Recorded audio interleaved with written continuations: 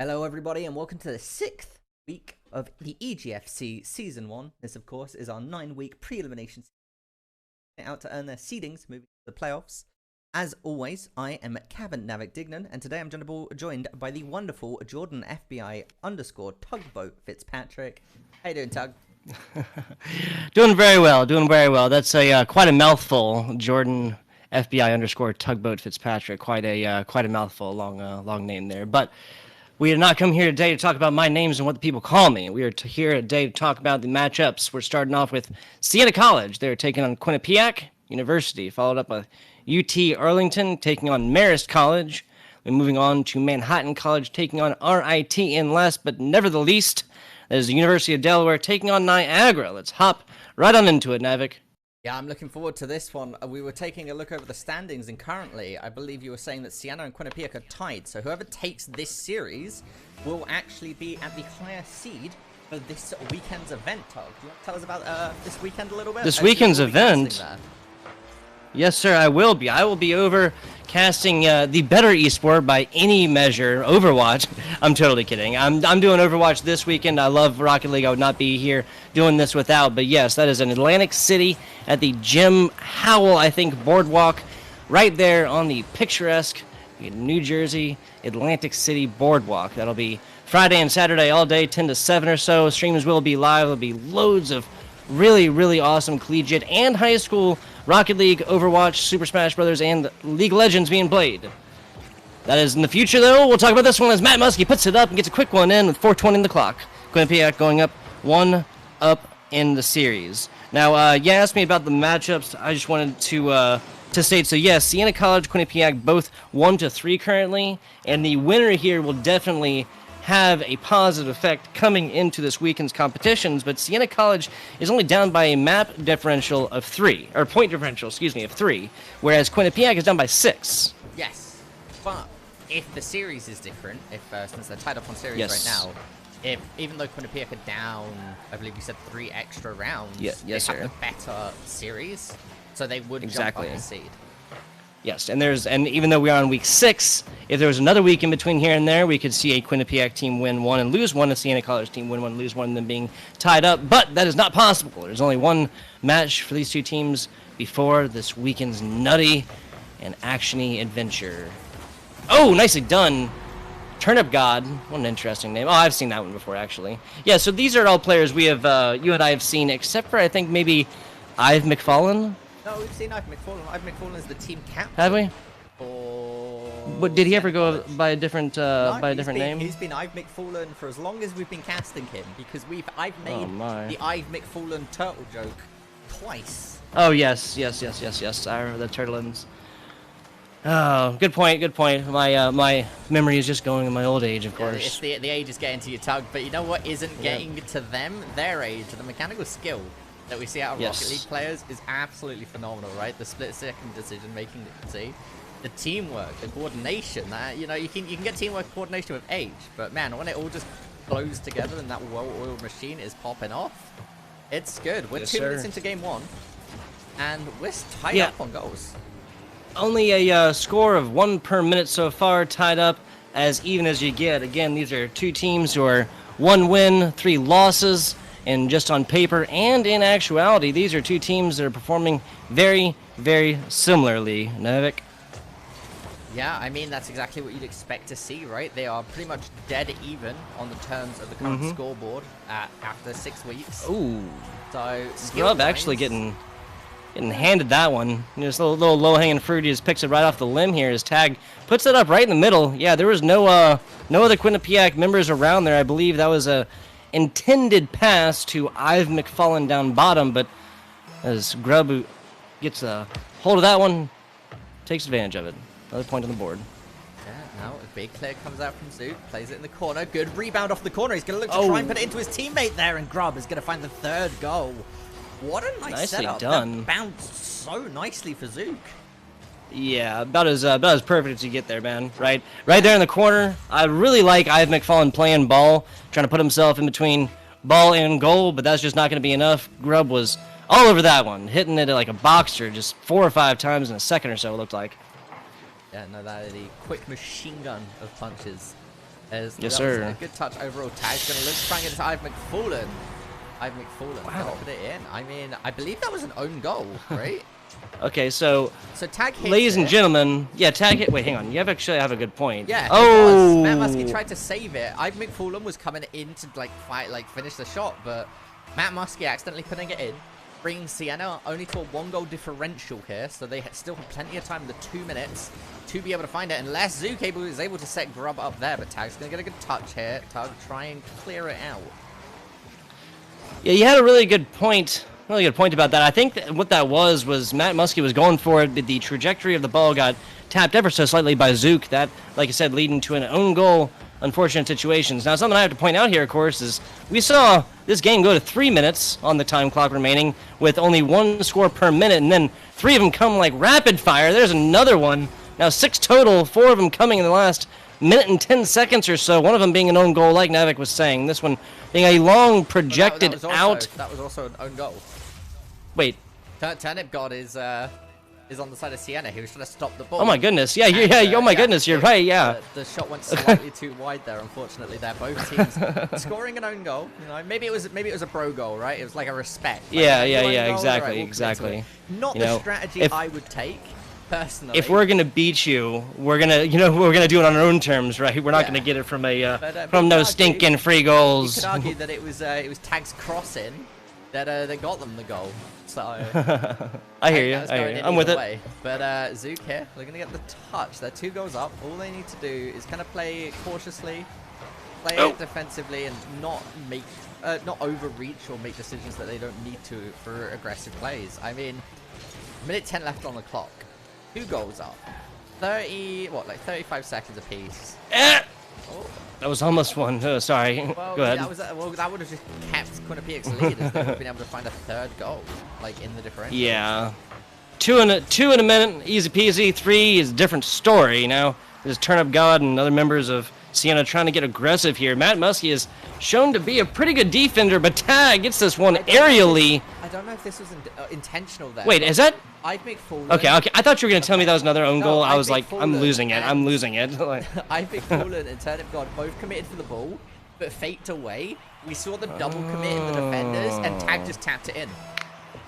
Okay, so this is now what? That'd be 3 goals here that have come off the back of 2 defenders just getting a little bit too close on a ball. Now, the previous 2 were own goals directly, but that one just resulting in a defender not being able to get to the ball because his teammate was playing same thing very aggressively. Now, this one being a little bit of an interesting one. It looked like Zook just got a hold of this ball that was coming off wall a lot slower and a lot easier than this defender thought it was going to be. He tried to hit that hard so it bounced away out, but Zook saw that one coming, read him like a book.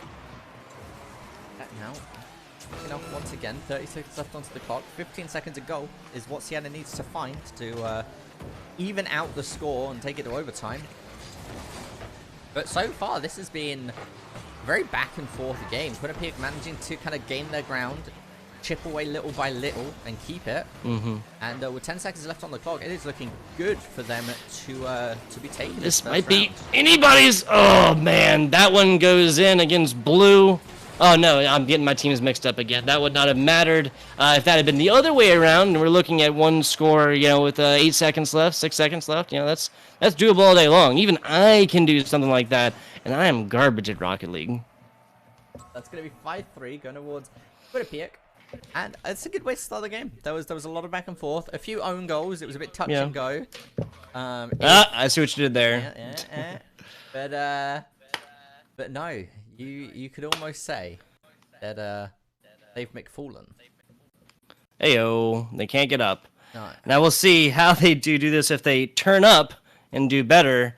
Coming into game number 2 of this best of 5, looking a little bit about them numbers at the stats. Now, what this tells me is both teams opting for kind of a designated shooter of sorts. One player on both sides of the ball had 4 or 5 shots, I think. I'm not 100% sure.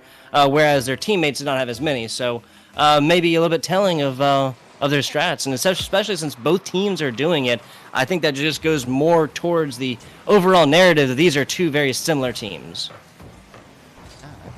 Over the tag, funny. for the follow-up, gets the demo. I think sees an opportunity. Oh my goodness, that was an open goal. Man. And McFarlane there getting a bit too excited and whiffs the shot. Yeah, I been there before, my friend. Been there before. All the pressure in the world coming up the front, just smacks the heck out of this ball, and then actually not going the way that he really wanted it to overall, right? I mean, only way to call that one. Both these teams now using fairly aggressive. Oh my god, What? God actually just saved that. He did! Tag bumped Zook into the ball to get it out. Oh my goodness, I was about to commend Quinnipiac for retorting with the aggressive play that we saw from the earlier demo with their demo of their own. But somehow Siena managed to get out of it with the skin of their teeth.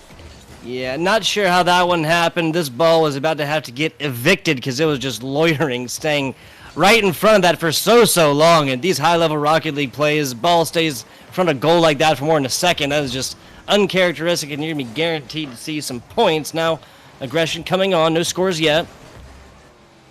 Gonna be a good attempt here. Grub's gonna get back to Matt. Matt's gonna slow play the ball a little bit. Turnip God intercepting. Good touch. He challenged it well. Zook with a good clear. Gonna go off the back corner. Grub tries to drop it down to give some good old waterfall action, but it's quickly retorted to by Siena. Tag missing it there. Once again, Quinnipiac getting an opportunity. The pinch happens. It goes straight up. Grub finds the touch. Does anybody from the Siena contest him? They do not. They let the ball drop. Triple playing on defense. I mean, if Quinnipiac had gotten that on the fallback, you'd have 3 Siena players who are over on the right side just kind of looking at each other, right? Nobody even went super high up for it. I kind of feel like the play would have been to at least intercept ball in the air, but no harm, no foul. Nothing against them. Still no scores. 2:50 left. Right, again, that bounce off of the corner sets it up for a good opportunity. McFarlane, right, gets the slow touch, plays it in the corner. Grub challenges him. Tag steals it away.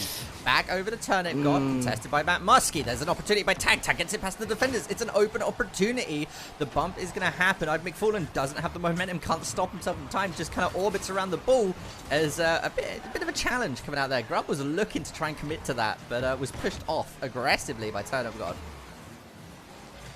Yeah, I would be interested to see what happens with Siena College if they just add literally 4 or 5% more coordination, because there was a pass there from Tag off the wall to his teammate.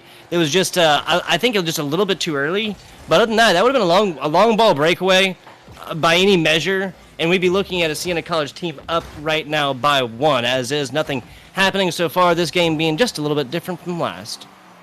Yeah, I mean, now Grub looking for the chance. There's a minute 45 left on the clock. This is still anybody's game. We're 0-0. There have been so many goals where I have literally been about to stand out of my chair how close they've been.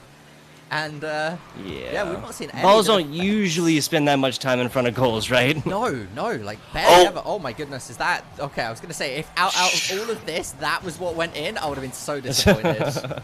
Yeah, right. All these really just impressive, really offensive and defensive pushes, and now Turnip edging this one out again, just playing the corner, actually using the side of those goals to get a little bit more momentum on ball, and now pressure just like that as against Quinnipiac. The defender goes for ball. Tag knocking this one in. That was that was interesting, because you see both defenders kind of go for it at the beginning there, right? That was Matt Muskie and that was Zook, correct? Tag slow played that, was watching if they were going to double commit. I imagine if somebody stayed back, he was just going to let that be touched and then play a completely different game plan. But played it smart, watched his opponents, and then forced the mistake and capitalized on it. So well played to him. Where was Grub for that? I'm not saying he should have been somewhere, but I just didn't know he... Grub was actually covering the goal. He was coming from the opposite corner's boost, but he just wasn't there in time. I think if he had a 3/4 of a second more, he would have made the save. Got you. Yeah, hey, that's Rocket League for you, man. I don't know how many times I've said that. Just another 3/4 of a second, just another 1/10 of a second, I would have gotten it. Yeah. We've all been there. 30 seconds left. This is Siena College up. They just lost first round 5-3. They would be definitely looking to use this one to scratch back just a little bit. Again, winner of this going to be in a much better position, much more advantageous position coming into this weekend. Yeah, I mean, going up a seed is definitely handy. You could end up in a completely different group. And wait, this is Zook's opportunity. He gets it past 1. He doesn't get it past Tag, though. Tag with a clear there. I think this is going to be game 2 going towards Siena College. Yeah, I think Tag just won this game for them, right? Like, that block right now, not happened. We'd be looking at a 1-1 overtime. And the way that Siena College seems to be playing to the level of their opponent here, to Quinnipiac. When Quinnipiac gets super hyper aggressive, looks like Siena College is down to do the same thing. That game that we just watched was anything but hyper aggressive, right? It's not like neither team did not go for a ball or did not go for shots. Both teams had 5 total shots. You know, so 1 per minute. That's a pretty good average to me. Now, what happened was just the defense came through and proved itself to be more effective, just more effective, straight up. There was more times that they were able to block balls off than they were able to shoot in. Great defensive plays. 1-2, game number 3. Our first series of the day, not a 3-0. We'd love to see that happen. I agree, 100%. There's a best of 5, so neither team really going to be, they're tied up, right? Oh, this is a good opportunity for Quinnipiac, though, to take the lead early. Turnip God intercepting off of the rebound. Good setup here. Matt Muskie has an opportunity. Tag whiffs. Matt whiffs. Oh, no. Okay. I know I say it all the time, but uncharacteristic, right? We've, I remember Matt Muskie. I remember him pretty well. And this guy can get it done in the air. This guy can get it done on the ground. Whiffs and stuff like that, just uncharacteristic. I believe there was one earlier on defense that was not quite on point as well, but there's a player who's playing, he's going to get, warm up and get on better, right? He's been a solid contribution to his team by any measure. Like the pinch that we just saw, Tag contesting Matt there, making sure that the ball just went straight up. They kind of was giving time for his team to reposition. He knew that, or he probably could tell that Quinnipiac by that point had used a lot of their boost, overcommitting to try and make that offensive push work out. And just good sight reads in general. Still tied up here, though, 3:45, minute 15. So, we came through. We saw a game 1 that got 2 scores in the first 2 minutes, and then just racked up like 6 afterwards in that ensuing 2.5, 3 minutes or so. Nothing really happening in the last 30 seconds, and then game 2, nothing happening for the entirety of the match until the last 45 seconds or so. Oh, wait, right? And it was just the 1-0. Yeah, we saw the 1 goal come out, and then that was really a good late opportunity for Quinnipiac right at the end, but like you said, Tag cleared it out for him. Yeah, really did win the game for his team. Or win the round, not the overall match, of course. He forced it so that it didn't go into overtime, then it could have been like a coin flip in that sense. Exactly. Touch going towards Tag. I mean, overall, Tug, I'm curious how you predict this actually playing out.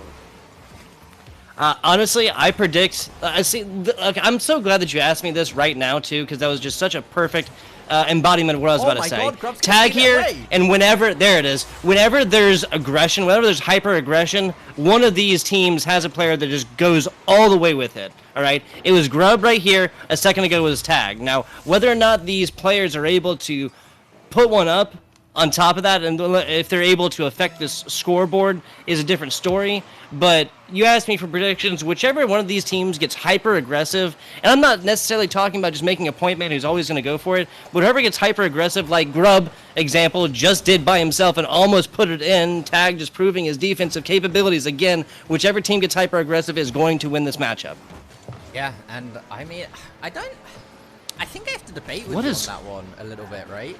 Because I feel like a lot of these goals are being capitalized. Do your worst. I feel like a lot of these goals are capitalized and like monetized off of the mistakes from the hyper aggression, right? It's kind of the riposte on a lot of these plays.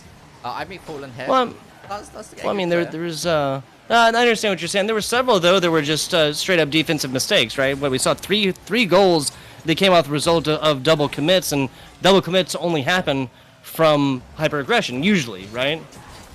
I think double commitment, especially in the defensive situation, comes down from breakdown of communication. Oh my goodness! I'm just gonna put it in. I'm listening. I know you're disagreeing with me here. I want to hear the rest of it. But Grub right here doing everything himself. Watch this. McFallen thought he was gonna get a nice little tappy tap on the top of his roof. You know, take the ball out for a nice clean evening drive, and Grub just destroys those hopes and dreams and knocks this one in from midfield. 2 up now for Quinnipiac.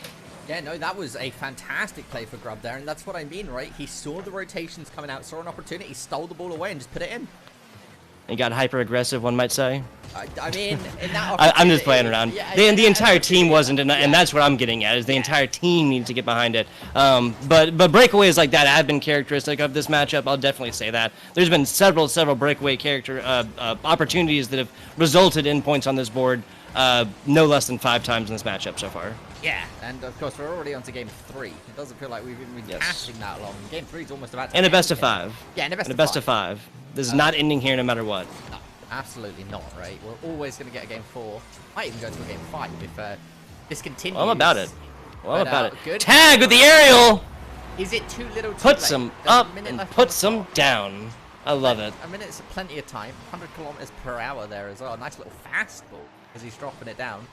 Yeah, gravity. He means 62 miles an hour, by the way, everyone. I mean, kilometers per hour. But, We're having fun.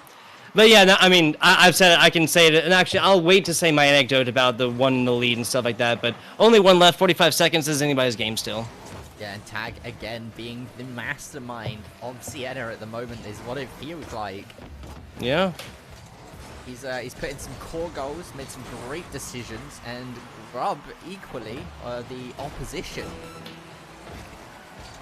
Yeah, if I have to take 2 players out of this. Oh my goodness, no! The double. Okay, so what happened? The double commit again onto a ball results in both players missing, having nothing to do with this ball, and the opposition coming forth, taking advantage of it in a breakaway situation to put another one up on the board. Double commits are not working for either of these teams. No, and I think, though, where you're mistranslating it a little bit is that the double commits in those situations aren't coming from hyper-aggression, they're coming from miscommunication. And no.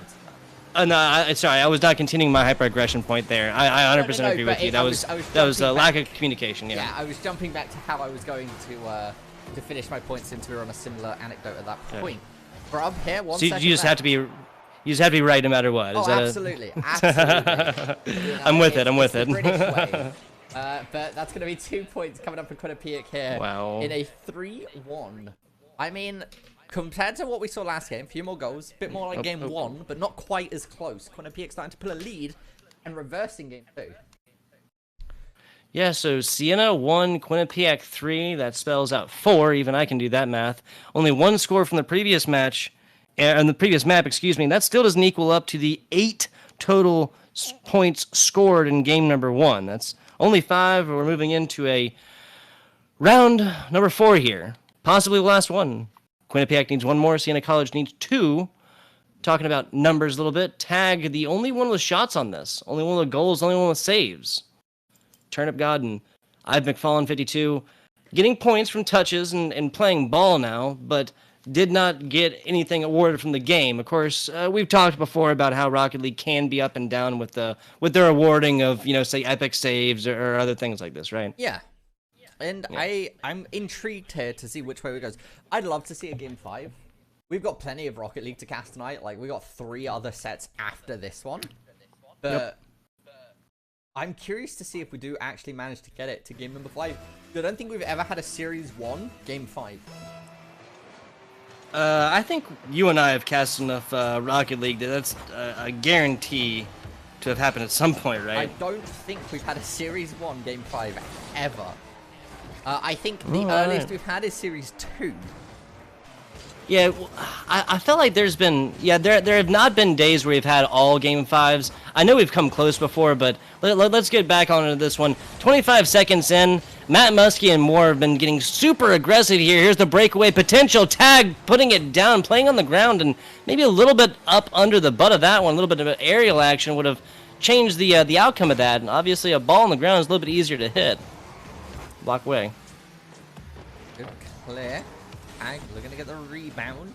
Of course, Quinnipiac here, Grub and Co. are just looking to end the series, right? They want to get this seeding spot. They want to get a small jump up, a bit of an increase, going from, I believe, seed 7 to seed 6, possibly seed 5. Yes, they would go to seed 5. They'd actually knock Canisius down by 1 win-loss differential. Yes, sir. Only 8 teams are going, of course, and seeding, like you said, very, very important. We'll have a little bit more information for you guys based on who might be going where, based on this matchup and seeding a little bit afterwards. I would love to talk about that. Yeah, but, I'm pretty sure it's going to be tweeted out on Twitter after later tonight. So keep your eyes out at the official EGF Twitter. And you can say a little birdie told me. Yeah. Yuck, yuck, yuck, yuck, yuck, yuck, yuck, yuck. Oh, well, more of a Viking. 90 seconds in. This game looking more like our game number 2, right? Yeah, it's a bit more back and forth at the moment, right? A bit chill. We're seeing some aggression being put on to Siena by Quinnipiac, but Quinnipiac are not being able to commit. Siena are doing really, really good on this defensive force. When we've seen them double commit, Tug, like you said, we have seen goals being scored against them. But so far, they seem to have toned it down a little bit. Something I have not seen, I don't think, since game number 1 really is any demolitions whatsoever. Now, when one happens, you can call it a mistake, you can call it, maybe in like a little strategery, but when several happen, especially in a few seconds, those are teams that are getting aggressive, they're doing it with purpose. We've not seen any here so far, and I do believe in game number 1, when we saw a couple, literally more than one, demolitions, we saw a point immediately afterwards. Matt Muskie, though, proving he can score anywhere. This is a kind of side wall half-court shot, just shy of half-court, excuse me, and Tag, uncharacteristically, not able to get in front of that one. Yeah, I mean, can it be a goal gunner for Quinnipiac? That's exactly what Quinnipiac want. If they're looking to end the set, like we said, that's going to jump them up 2 seeds, which would be absolutely massive. Mm-hmm. It really would be. It cannot be understated, of course. Well, again, we can talk about seeding and stuff coming in here and who they may be seeing. We'll have a lot more of that information for you. Of course, not every match is casted, not every match is streamed, and we have to take results, from outside, just like everyone else, right? Yeah. Yep. Breakaway opportunity. McFarlane getting a little bit too fast with it, but Tag is right there. Call it a tag team. Tying this one up. 3 minutes in, 2 minutes on the clock, and I'm not even sure if McFarlane actually meant to do that. Like, he had the straightaway, so it makes sense to try and put the ball in, like, no matter what, right? But where he hit it just almost seemed like too perfect, right? Like, it was just perfectly lined up, and Tag was right there to knock it in. I mean, yeah, well, that could just be, like, golden communication, or incredible luck, or a good read Tag. Tag might have been able to get the read on what was going to be happening there, make the play. And like you said, or like I believe you're about to say here, Siena now tying it up. A lot of pressure being put on Quinnipiac. Yeah, Siena College looks like they realize there's only a little bit left in the tank. This is now they're back against the wall. We've been talking about how this is a game 5 and they got lots more opportunities, but this has been incredibly close except for that game number 1, which really only was actually a score difference of 2. Excuse me. Yeah, this has been really, really even. My bad. Yeah, it's not been like there's not been any shutouts or any completely like. Unbelievably unlikely goals. Oh my god, Quinnipiac with a good opportunity there. Matt Muskie looking for it. McFarlane saving it. Grubb gets the touch. Matt Muskie looking for the rotation. He's going to put it in. There it is. He shall not be denied. Matt Muskie. I'm over here kind of like grinning a little bit because I really wish they'd shown like the 7 or 8 seconds before this, because Matt Muskie came in here absolutely flying, bat out of hell, and just coming straight at this ball with everything that he got. Used every bit of boost, everything else, and just got blocked in every way, shape, and form. Not giving up, though. Name of the game, Matt Muskie finding one immediately afterwards, now putting Quinnipiac at the advantage. As long as Quinnipiac don't let a goal go in here, which, oh my goodness, it's looking like they might. Like that. Wait. Oh no, Grubb actually put that in. Oh. If Grubb didn't commit, I don't think was that a... No, so Tag hit it. That wasn't a punch, was it? Or no, yeah, that was, yeah. Tag was hitting it over there. Grubb was trying to hit that ball forward against the wall, but I think he just underestimated the time that Tag needed to get there. Yeah, no, that could have been an opportunity where if they just played that slow, that wasn't going to go in. Yeah. 45 seconds. If this comes down to an overtime, oh my goodness, Grubb. Oh, looking for it. The bounce comes off. Matt Muskie with an opportunity. Again, the rebound. McFarlane getting in that defense position. Is going to try and bump Zook away. Challenges him.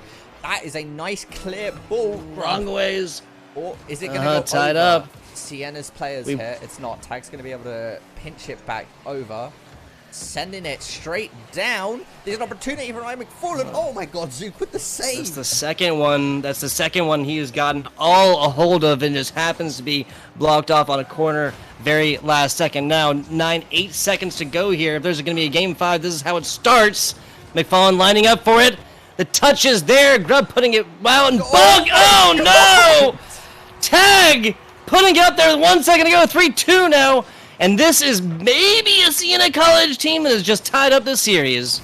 I mean, it's not a maybe. They have. Well, if they hit it up, and the ball doesn't touch the goal, if there's a kickoff goal, I'm going to lose my mind.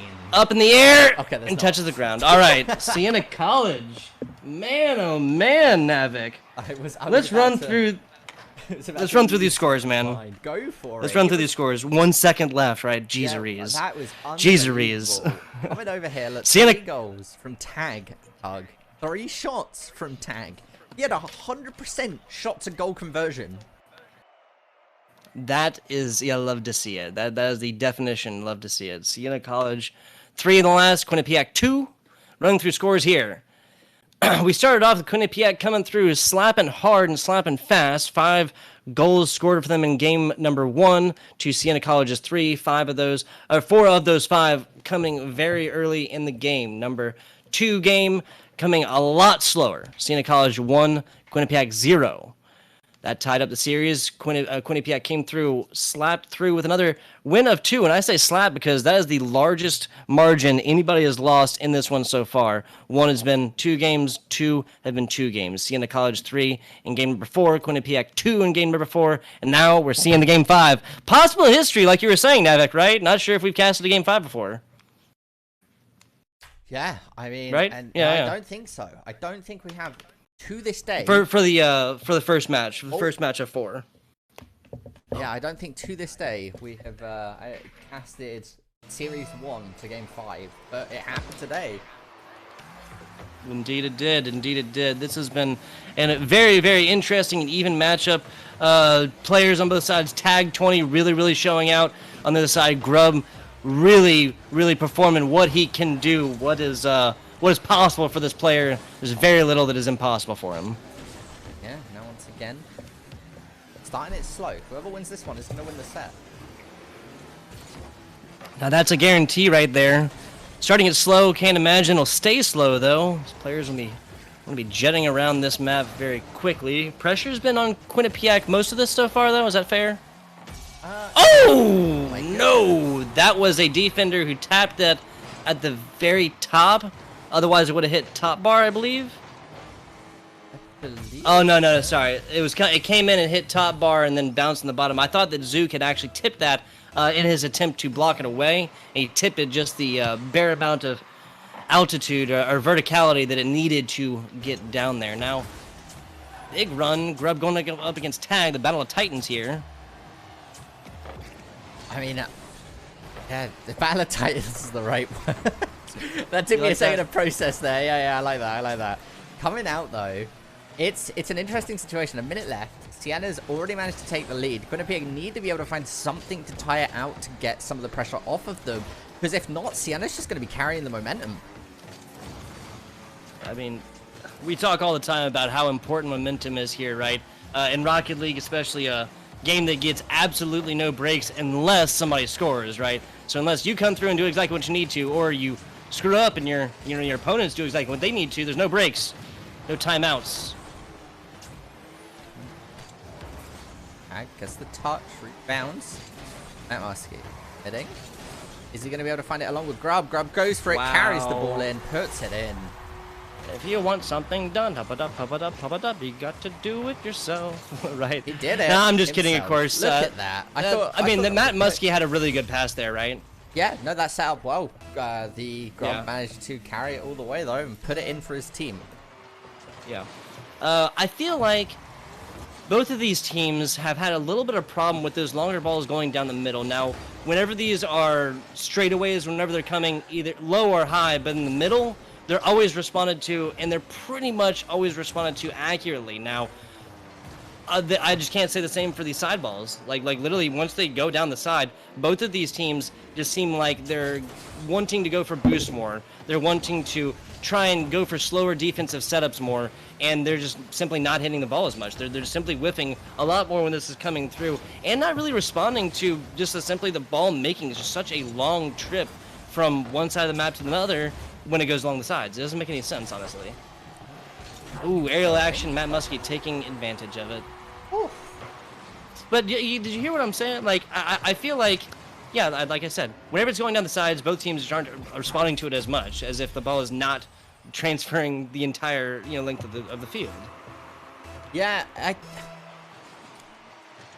sort of. Yeah, I kind of get what you're getting at. Like, I'm not sure if I'm wording it right, but it's all good. We'll move forward here. Okay, well, coming off here, Quinnipiac still in the lead, right? Matt Muskie looking for a third goal there. He's going to nice.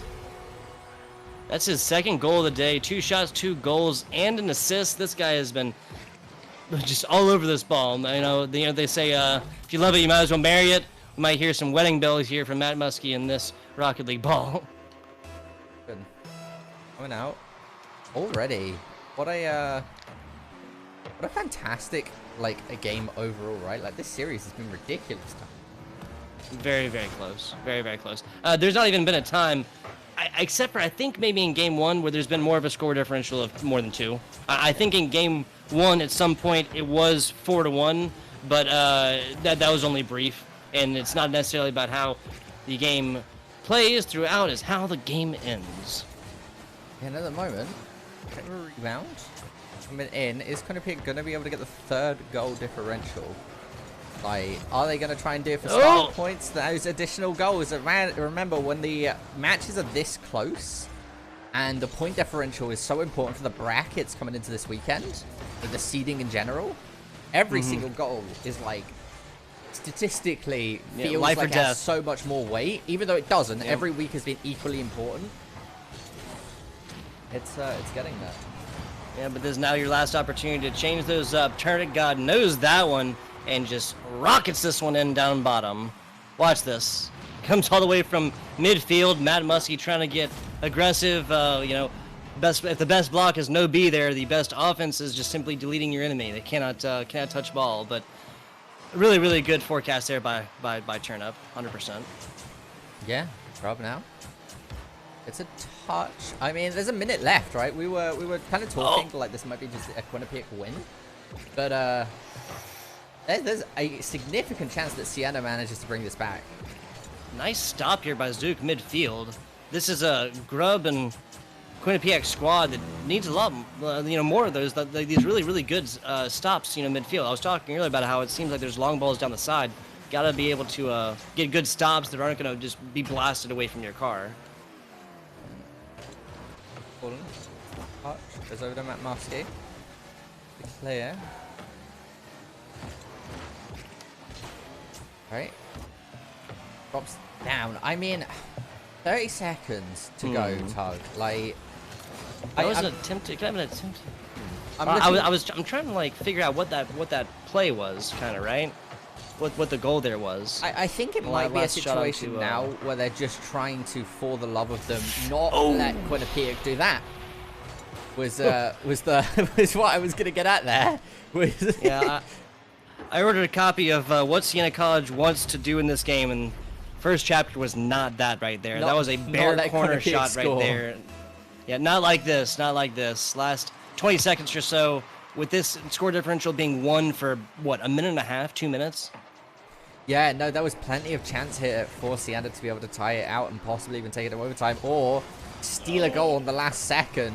But with a 2-goal lead and 4 seconds left on the clock, ladies and gentlemen, unless by some miracle we see Siena somehow score a 2-second goal, a 1-second goal, and another kickoff goal. Let's see. If Quinnipiac is DDoSed right now and every player is disconnected, then we have Siena College might have a chance. Well, but you still need to hit the perfect kickoff goals.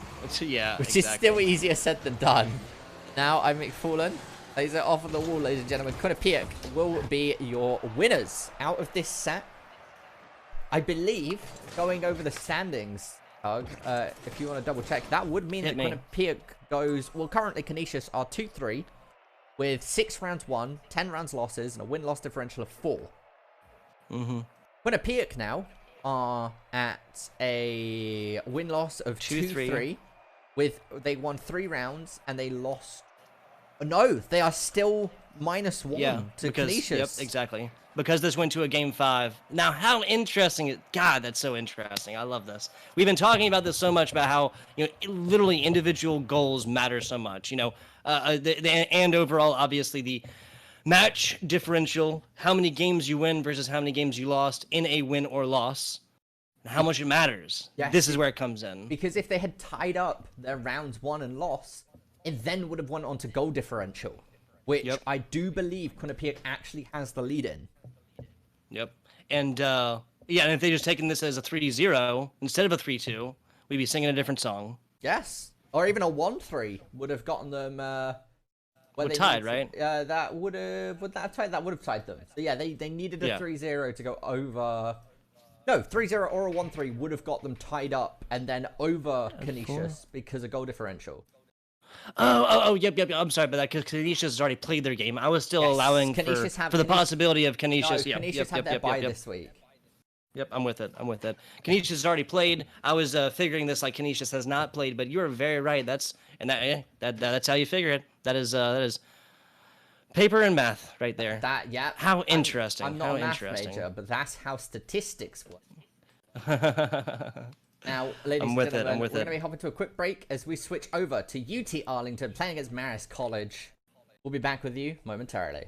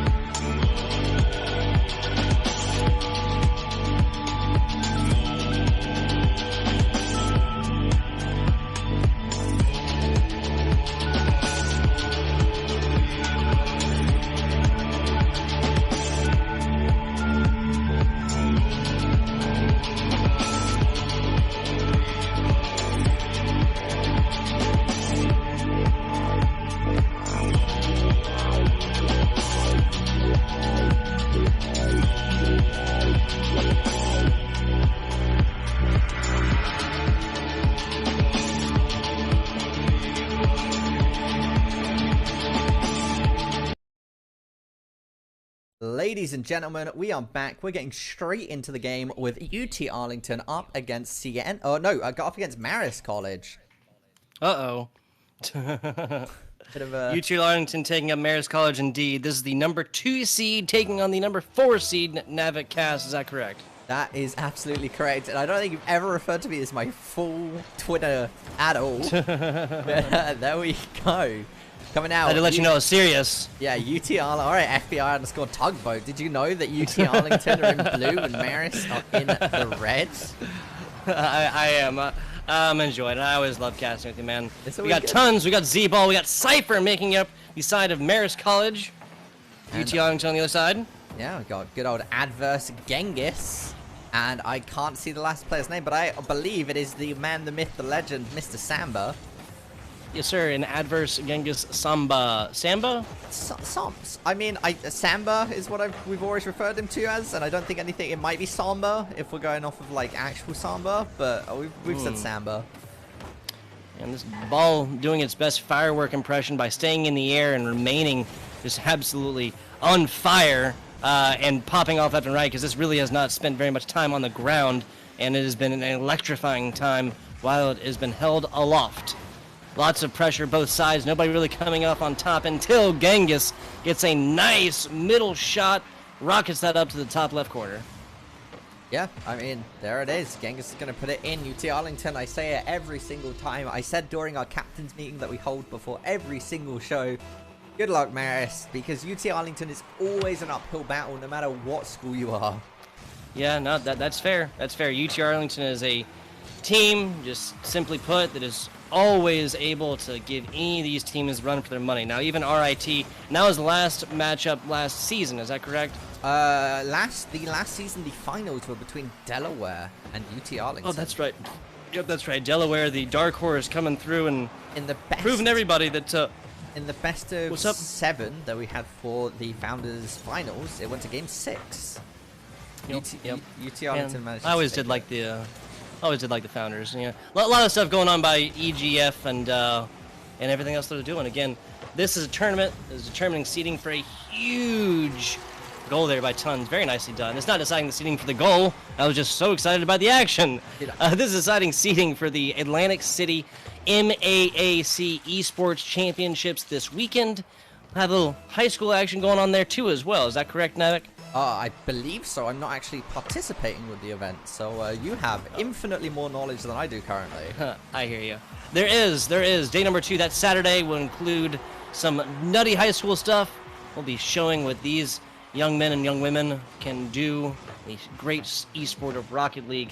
And under stage lights too, right? Like a LAN situation, in person, pressure's on, right? Yeah, you know what I can say out of that? The Smash is going to be so good. A LAN environment, if you guys have been keeping up with the online games and you've been impressed by some of the stuff we've seen. I was having a bit of a chat with Canisius's captain KC, the Pikachu main, Adverse, putting another one in, and KC was like, I need to swap off a Pikachu when we play online because the connection's not great, right? So sometimes they have that extra frame lag, you can't pull off the things. I'm horrified to see what that Pikachu can do at LAN. There is so many nutty combos, but there's so much that we will get to see, and so many players are going to be able to shine. And this might be a lot of their first time experience in an environment as big as what they're going to. Yeah. Anybody who knows Atlantic City knows the Jim Howell Boardwalk Auditorium that we'll be going to. The same place that is going to be holding the MAAC Basketball March Madness competition. So if that doesn't give you an idea of how large the well set up this place is, I'm not sure what will. With two esports arenas going on at once and a basketball game, obviously in different places. They're not going to be dunking basketball over players playing amazing. Super Smash Brothers. That would be that'd be the best incorporation of esports and traditional sports that I've ever seen in my entire life. Oh my god, did Genghis really just get that conversion? Yeah, wow, okay. Excuse me, that is the best thing in esports I've ever seen. The great Khan coming out, being able to find the 5th goal. Is that his 4th goal this game? That is his 4th goal, I believe, and I think that he had an assist on the only one he did not get himself. So halftime now, in the largest score differential we've seen tonight at 4. We saw 3 in the previous matchup between Siena and Quinnipiac, but Marist College is really going to have their work cut out for him against this UT Arlington team. Yeah, that's a difficult spot to be in. 2 minutes left on the clock. Yep. 4-goal differential. 30 seconds a goal would be the average, but of course you want to beat the average most of the time, so you have some wiggle room. Exactly. Cypher here. Better than the average. Yeah, needs to get it off of Genghis. Genghis is going to look for the 5th goal. Gets it off of the backboard. Oh, I like Z-Ball's play there. Samba, the team captain, is going to be able to reset, redeploy. Gets a great pass to Adverse. Adverse is just money. Oh, no, he's not Genghis's. There's going to be goal number 5 Doesn't coming matter. up for Genghis. Or goal number 3. There's goal. There's Genghis's hat tricks. There it is. That's that was the term that I was reaching for the last week when I was trying to describe what it was in hockey when you got 3 goals. It's the hat trick. 3 goals in a row. I'm ashamed of myself for not being able to remember that. Now, this is a UT Arlington team that is doing exactly what we have seen them do versus others. They are simply so good up in the air that they've been using that to their advantage so many times, and I cannot see a reason why that would not continue, right? I mean, yeah, so UT Arlington, I've said it week and week again, the best chance you have at beating UT Arlington is applying as much aggression as you can game 1. Because they always start a little slow, right? They're always on low heat when we come into game 1. But by the time we're at like minute 3 of game 1, they're popping off, right? They are full that thing steam. boiling. Yeah, they are. They're no, they go from like a rolling simmer to like a quite a ferocious one, a boil. Full on broil. There Yes, you sir. go. Yes, sir. Now, Something she can. Oh, sorry. Go ahead. no, I was gonna let you, but no, I was just saying. It's a difficult one to be in, especially when you start letting UT Arlington have it. I love that pass back going to Z-Ball by Cypher. I love it. That was beautiful. Now, this is now don't get me wrong. This is not a Marist College team that's just going to be completely dominated, right? There are some other teams that would be at 0 right now. Not necessarily teams that in the EGF leagues right now, but our UT Arlington is just simply a good team.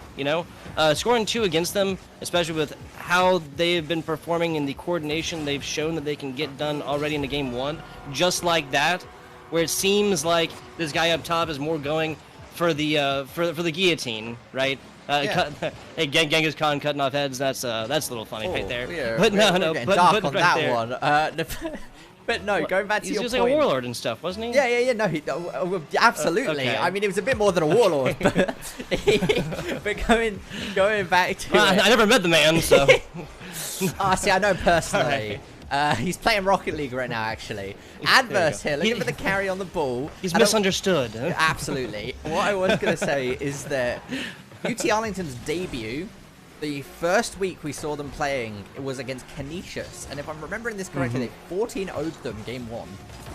And I don't think we've had a bigger debut game than that. Yeah. And that was Canisius's debut as well. And that was an unfortunate matchup because Canisius... Look how they massacred my boy! Not a bad team. Oh, you didn't catch that reference, did you? I did not. That is from the epic movie The Godfather. Ah, well, there you go. Yes, sir.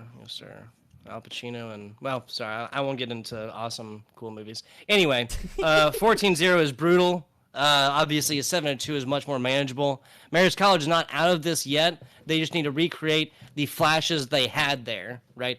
The one that I really, really remember, Navik, is that second one.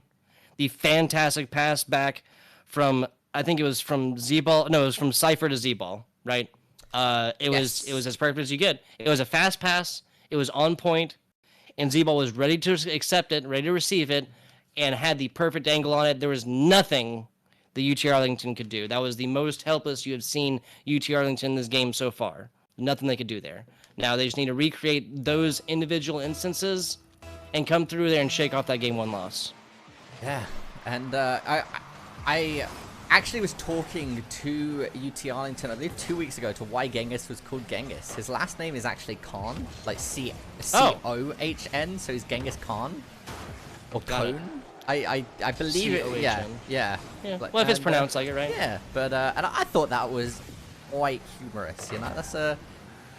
It's a good online screen name, a good display name to have with your last name to go. I'm with it. I'm with it. Oh, the stories of gamer tags, always an interesting one. I think one that really anybody in esports can enjoy. Can enjoy telling. Well, you always name yourself something for some reason. I just presume that the FBI tugged you on a boat. So that's Let's see. Much longer story short. I played a lot of Halo 2 back when I was like 15. I'm 28 now, so literally half my lifetime ago. Got decent at it. Final Boss Initiative was a pro team. I did not get on the pro team, the semi-pro team. I was on a feeder team for them. I had to change my gamer tag to play with them. And I failed a biology test. My dad almost threw my Xbox out the window. And then never changed it. Yeah, from then. It was originally Sinless Tugboat from a randomly generated Xbox name, but I sincerely doubt that is why people have tuned in today to hear about my origin stories. I sincerely doubt it. Let's talk about some Rocket League. I mean, we cast it a lot. People get curious. Tones, though. Speaking I'm of with curious, it. I'm with it. And, well, let's talk about yours, right? Navik is literally just it's my name backwards. Right? Yeah, my real name's Kevin. You put a mirror to it, and I'm like, that gamer tag.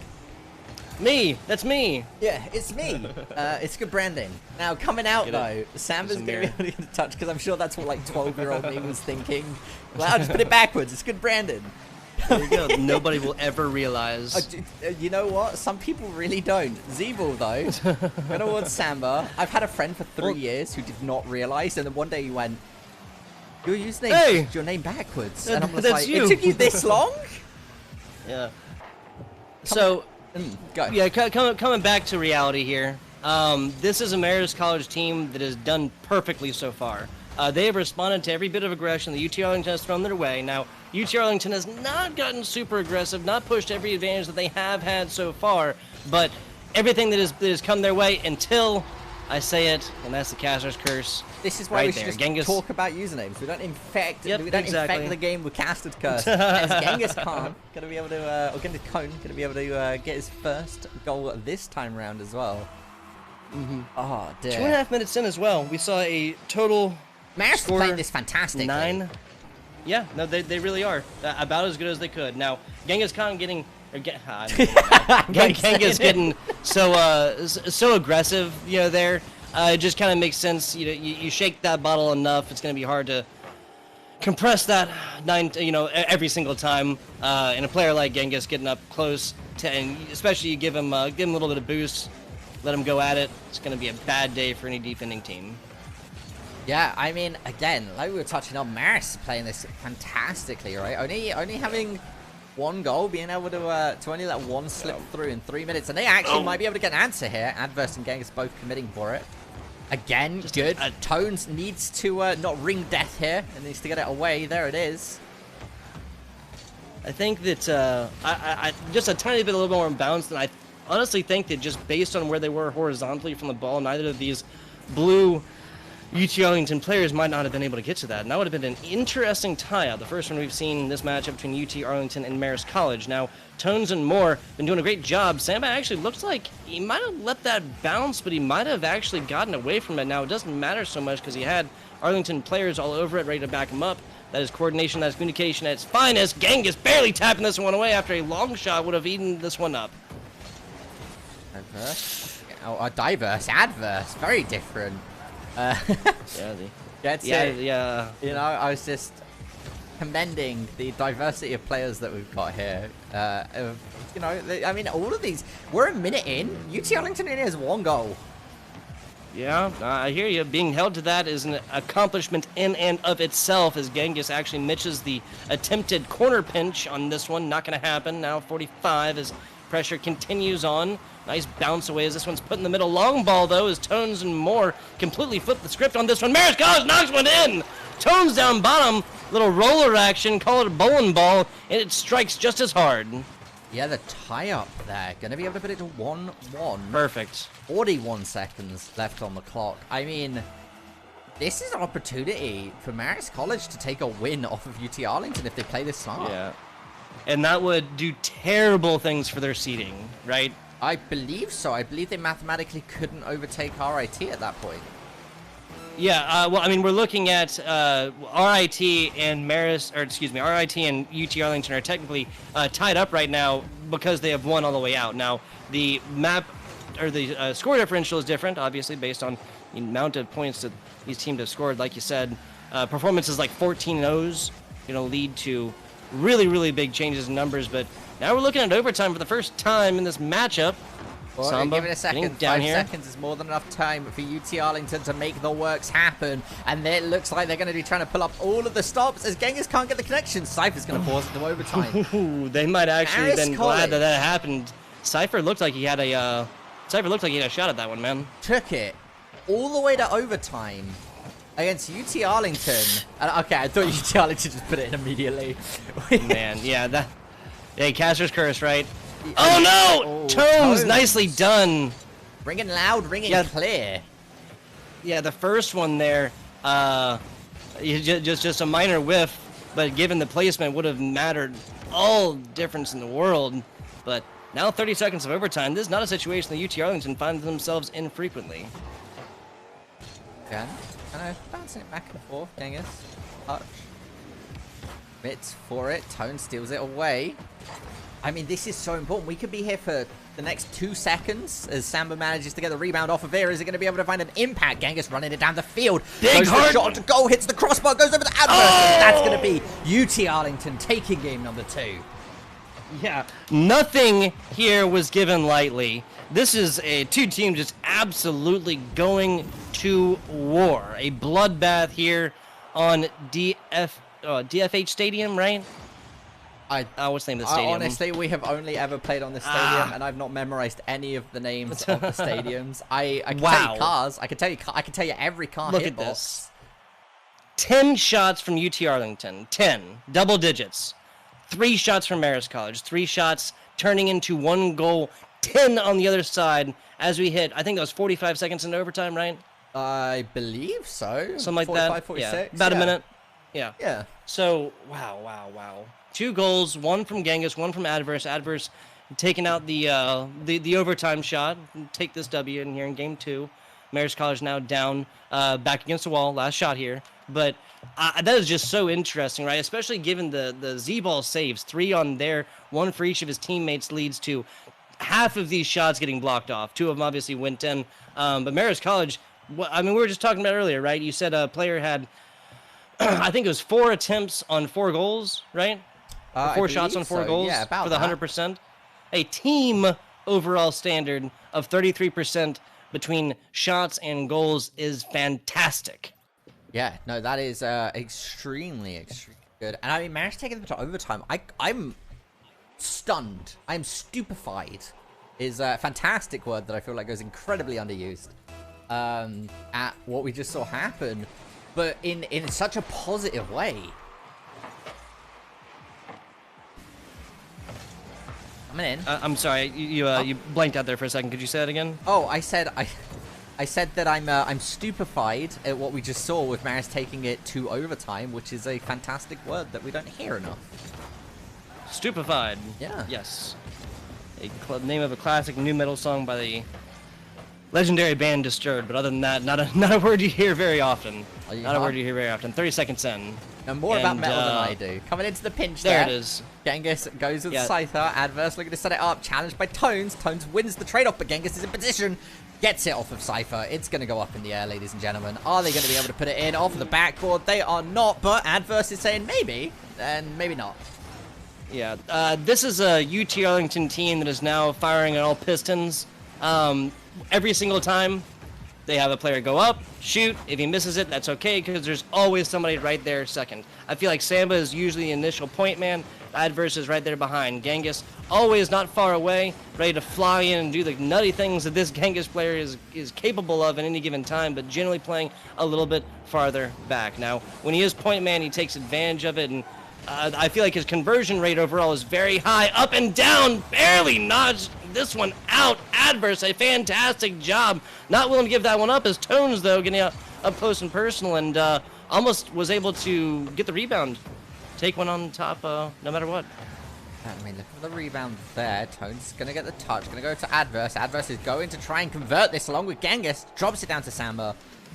Bit of a dirty play there, right? They couldn't quite make it as clean as they'd like to. They were kind of working about, and yeah, it didn't work out for them this time. But there's another opportunity, and that's going to go in. Yeah, pressure continue on here by Genghis adverse Samba, teammates making up the UT Arlington team. Again, our seed number 2. And yeah, after some fancy footwork and ball play, moving around, kind of throwing off the defense here, results in a well-placed corner shot. Adverse taking the lead for UT Arlington for the first time in this matchup. Or in the first time in this game, excuse me. Game 3, too. Now, to the back and forth. Adverse gets the touch. Like you said, UT Arlington, with that single goal up, are they going to be able to put a second one? They are. Wow, I mean, just like that, Samba kind of make it look easy, right? I mean, yeah. I mean, this is the team that we should expect. I'm not surprised when we see a 1v3 from this team anymore. Yep, no, I hear you. I hear you. I think, again, I've said it before, I'll say it again, I think that UT Arlington is just good in the air, straight up. Marist College there didn't really look like they were super comfortable getting up, even though ball was sort of short and close. Now, a lot of times you can kind of assume that ball will be played lower, or at least, if not on the ground, but at least lower when they're that close, but you can't, just always assume that, right? Yeah. I mean, I think it's best in a lot of Rocket League, especially when we're playing at this level, to presume that what they're doing is intentional and they're trying to set up a play and there's some coordination, right? Big clear coming out from Samba there. Adverse trying to drop it straight back down to his teammate. Yep.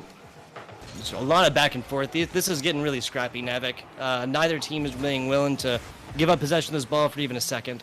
They got a little bit away from Genghis there, but this is really leading into what UT Arlington wants. Yeah, I mean, they are really making an effort here. UT Arlington trying to push it forward. Oh my god. Okay, I thought for a second there we might have been able to see Marist putting in a goal.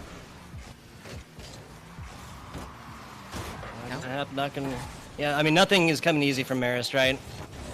No, not at the moment. But like I said when we first said overall, it's an uphill battle no matter what. Wow, and talking about an uphill battle, that just got a little bit more difficult now with the third goal. I believe that one was Samba at the end. Yeah, that was Samba at the end. So 7-2 for first game, 2-1 for second game. An incredibly close one. And now this one lining up to get just a little bit farther away from Marist College. Yeah. Every single goal that's going on at the moment is not looking good for Marist. And this is exactly what UT Arlington want overall. They want to be able to put on the aggression. They want to force RIT to say, look, if you want to keep your top seed, you cannot lose a single game. Yep. And UT Arlington may be tasting that a little bit, putting up a fourth one with ease. Wait, what was going? Okay, no, Z-Ball was going to play for it. They were not double stacking the box.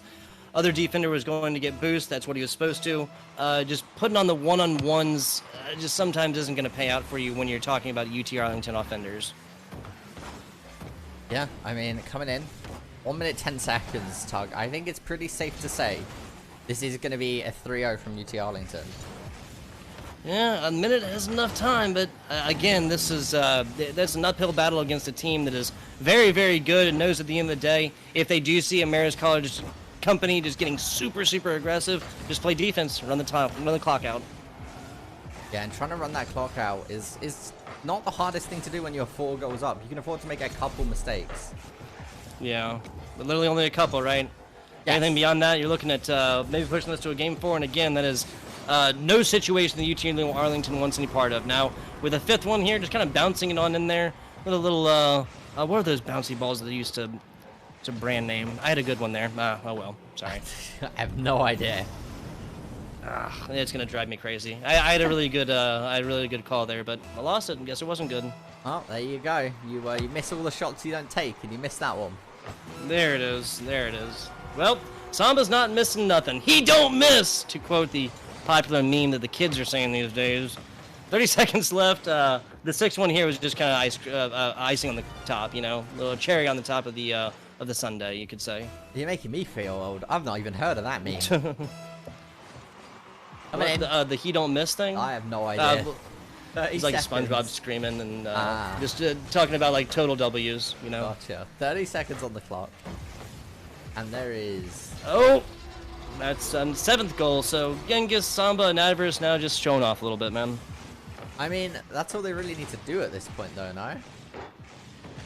Yeah, I mean, why not, right? Yeah. You put up the points, Show what you got. At the end of the day, there's a lot to be said for the mental fortitude that you can, really prove here. And I guarantee that Marist College, well, I'll just say it'll be difficult for Marist College to forget this in the future, right? We talk all the time about mental, like the, what is it? The momentum, excuse me. And the fortitude that requires just forgetting about L's straight up. Like, even if you get whipped, you just have to push forward. You are no longer living in that time of your life. No, not at all. You don't want to get that kind of stuck in that vicious mental cycle. 5 seconds on the clock. It's now quite literally impossible for Marist to be able to bring this one back. 8-0 is, you never want to see a shutout like that. Like, it's never fun.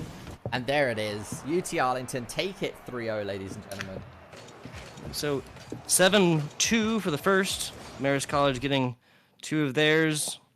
Game 2, 2-1 for UT Arlington. And then game 3, 8-0, the stomp coming in to finish this one out. Marist College. Given that they put forward that game 2 performance, I'd call this a W. Marist. Again, UT Arlington is really, really good. Yeah. No, if I was Marist College in that situation, I'd be ecstatic we managed to take UT Arlington to overtime. Yeah. Because if you can do that once, you can do it again. And there you go. We talked about positive mental fortitudes, right? I'm with it.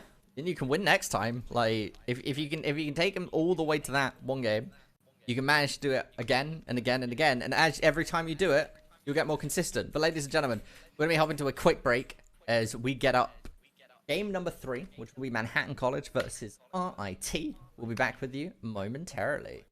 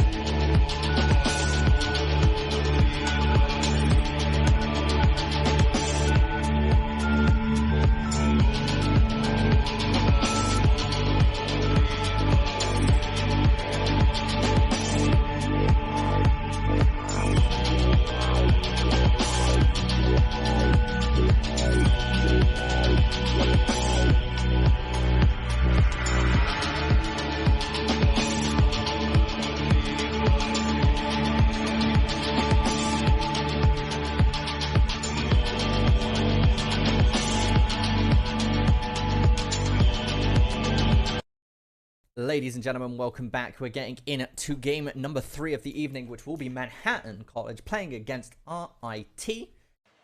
I, of course, am Kevin Navigdignan, and I'm joined by the wonderful Jordan, FBI_Tugboat Fitzpatrick. How you doing, Tug? Here comes the full name again. Yeah. My middle name's Michael, by the way. Oh, okay. Jordan Michael, FBI_Tugboat Fitzpatrick. There it is. RIT, right side here in the orange or red. Beando, Casso, and Sunblaze. 3 names I believe anybody familiar with EGF will know very well. Jojo, Pals, and Neek Mills, not Meek Mills, making up Manhattan. Yeah, I believe we actually see a couple of new names here. Neek Mills we've seen. Yeah. Is that Powsy or Pounds? I don't think we've seen Powers before. Pals 21. Jojo, I believe we've seen before as well, right? I think so, because I'm pretty sure I've made some JoJo memes. Gotcha. Makes sense. That sounds like you, actually. Yeah, it does. Oh, corner shot. Going to be able to put that one in. Nicely done. 40 seconds in. It's a nice little average here, Navik. Yeah, I mean, it's good. And, I mean, you know, it sounds like me. Never watched JoJo's Bizarre Adventure in my, life. But, yeah, I'm sure you haven't. I genuinely haven't. I just browsed. Yeah, I've never watched the show and been crying on a Saturday night watching that, you know, binging it for hours on end. I've never done that. No? I'm totally kidding. I don't know that was that emotional. That's well, it's an anime, isn't it? I don't really watch anime. I think so. I'm pretty sure it's on Netflix. I don't know. Okay. But coming up, I'm not sure. I don't. So already RIT with a goal in the lead. So we go on. Wait, are we getting off topic? Oh, absolutely. We're approaching JoJo. Coming out here looking for the ball. Casso's definitely approaching him, getting the bump on him as well. We're going to try and put it in. Casso to Sunblaze. Sunblaze not going to be able to get it. Neek Mills contested by Beando. Beando's going to get a rebound. He's just going to put it in. Nice. Yep. So what that was a Manhattan University team that I feel like they felt like they had this, right? That was Neek Mills pushing out. Pals was on his way to go. He was going down, but he was picking up boost on his way. This is a Manhattan U team that just saw stars in their eyes, want to go down and push ball, and just did it too soon. Rotated too soon. Yeah, I mean, and there we go. Is that going to be goal number 3? Sunblaze is going to put it in. It is. Yep, there you go. Sunblaze with a fiery shot here. That was Beando with the second goal. Not sure who got first. And now Sunblaze coming through with his own. Yeah, no, that was Casso first, wasn't it? So each of these players has a goal of their own? I believe so. Coming in, like, overall, there is some work coming out from RIT. We are getting a request in the team chat there that there's a server issues. Not 100% sure what we do with that one, but we will push forward until my man Navik here makes a decision. Minute and a half I don't have in, chat up. turned on, so you are going to have to make the decision on that one, Tug. Is there a disconnection issue? Sunblaze said, can we remake this server isn't good? Well, they are currently through. After this, after this round we can. I mean, Okay. Sunblaze is complaining. Gotcha. His team's 3 Oh, goals good. up. Oh, good. No, I'm just reporting the news here, like the weatherman. That's what they call me. Give me a barometer or something. I don't know. Casso trying to pull this one out. This ball is now taking one of its first aerial trips of the game, really. Not uncharacteristic. Unlike our other games here, where this ball might as well send it for frequent flyer miles, this one has been played on the ground almost exclusively. Nice shots, corner in, and Casso plays that right corner again. We were talking about another player wanting to marry the ball. Maybe Casso should start courting that right goalpost. Yeah, I mean, 4 goals. We're just entering halftime as well. We might see a bigger shutout than UT Arlington just managed to do against Marist College. Yeah, I mean, that's what we're looking at right now. RIT, the number 1 seed, I believe. Manhattan U is the... I'll get it for you in a second. Manhattan is the 8th seed. They have won 1 game so far, whereas RIT is undefeated. Being able to just get that distance, right? 5 goals man. already. And this is just game 1. This could be a situation where just see RIT manage to completely steamroll. I hope that's not the case. Yeah, we always want competitive, more evenly matched games, but Sunblaze, Casso, and Beando look like they're not ready to take the foot off the gas quite yet. Car pun intended. Now, 6 up, halfway through this game, or a little bit more than halfway through the game, right? 2:22 on the clock. Mental fortitude. Talking about momentum. This is a Manhattan U team that needs to stop, flip around, just complete 180, forget about what this is. Might as well imagine these two numbers are both 0 up top. Just go forth and play the rest of the game. It's possible, but it's very unlikely. Don't think about that, though. I mean, it is... They're not listening to me, so that's reasonable to say, right? Yeah, well, you'd hope so, right? Well, it's like the thing, like, don't think about bears. Now, what are you thinking about, right? Yes. I've never heard that saying I'm in your mind. I'm in your mind. 1 minute 45, Bindo looking fancy up top, but Meek Mills just puts that down with a nice, easy little stop. Ball came down, he was all the way over it. I wish I knew more of Meek Mills' songs so I can make some nice puns here, but I do not, unfortunately. I only listen to a little bit of Meek Mills' music. Is he an artist? He is a rapper. He is indeed. Yes, sir. Oh, well, there we go. I had no idea. I'm not hip with the kids. Not hip, dude. Making me feel young. Yeah, well, they're good. And that's a task. Oh dear. A minute left on the clock. RIT's up 6 goals. I mean, it's painful to see. Like you gotta think of your Manhattan in this situation. You step back. You prioritize game number 2 because at the moment you're not bringing game number 1 back. Yeah, no. At this point, talking about a score every like 7 seconds or so, and then of course that would require RIT just roll over and die. It's not happening. Push it to game 2. It's a best of 5. You got 2 more shots, Manhattan. Yeah, Manhattan's trying to find a like. Even if they manage to score 1 goal, that would be massive. But again, I don't think it's worth. I guess you're just testing things at this point to see what gets past RIT, and this is a good opportunity for Nikos to set it up for his teammate.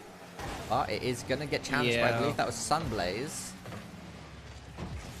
Yep, just go next. Well, actually, no, excuse me. You were saying, try out new things, right? You know, go with double limbs. You know, take out 2 other players, see what happens. Shake this bottle and see what comes out. You know? Yeah, you kind of shake it around, pull out around a piece of paper. It's like, oh, double bump and single commit, and you're like, all right, let's give that a shot. There you go. All right, guys, it's double bump and single commit. Let's go. Like, and just recreate it for the next. That's the game plan, right? And just go with something, and again, just see if it works. There's only way to go is up from here, you know? Yeah, I mean, RIT going to be able to take that first game 6-0, a complete shutout against Manhattan. It's never fun to see. I never enjoy seeing a shutout because it's for lack of a better term, it's really one-sided. This guy.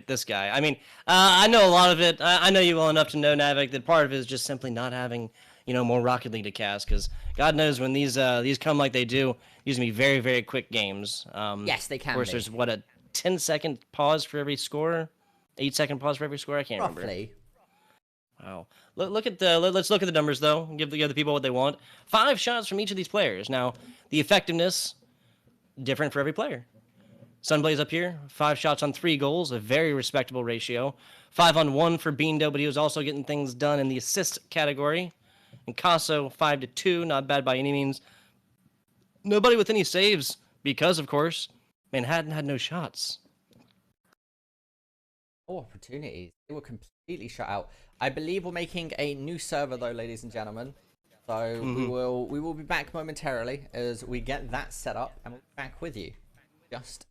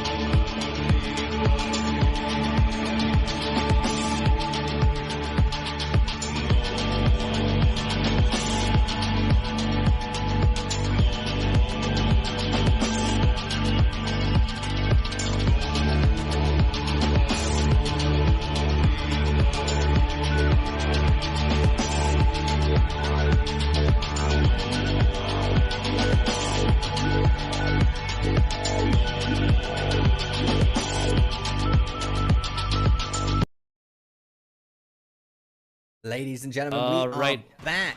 Oh, me and Tug having a bit of miscommunication there ourselves. It happens within the teams. I just want to take it in. I want to take it in. You've done it every time. You know, I do apologize. I do apologize. You do a great job. I'm just playing around.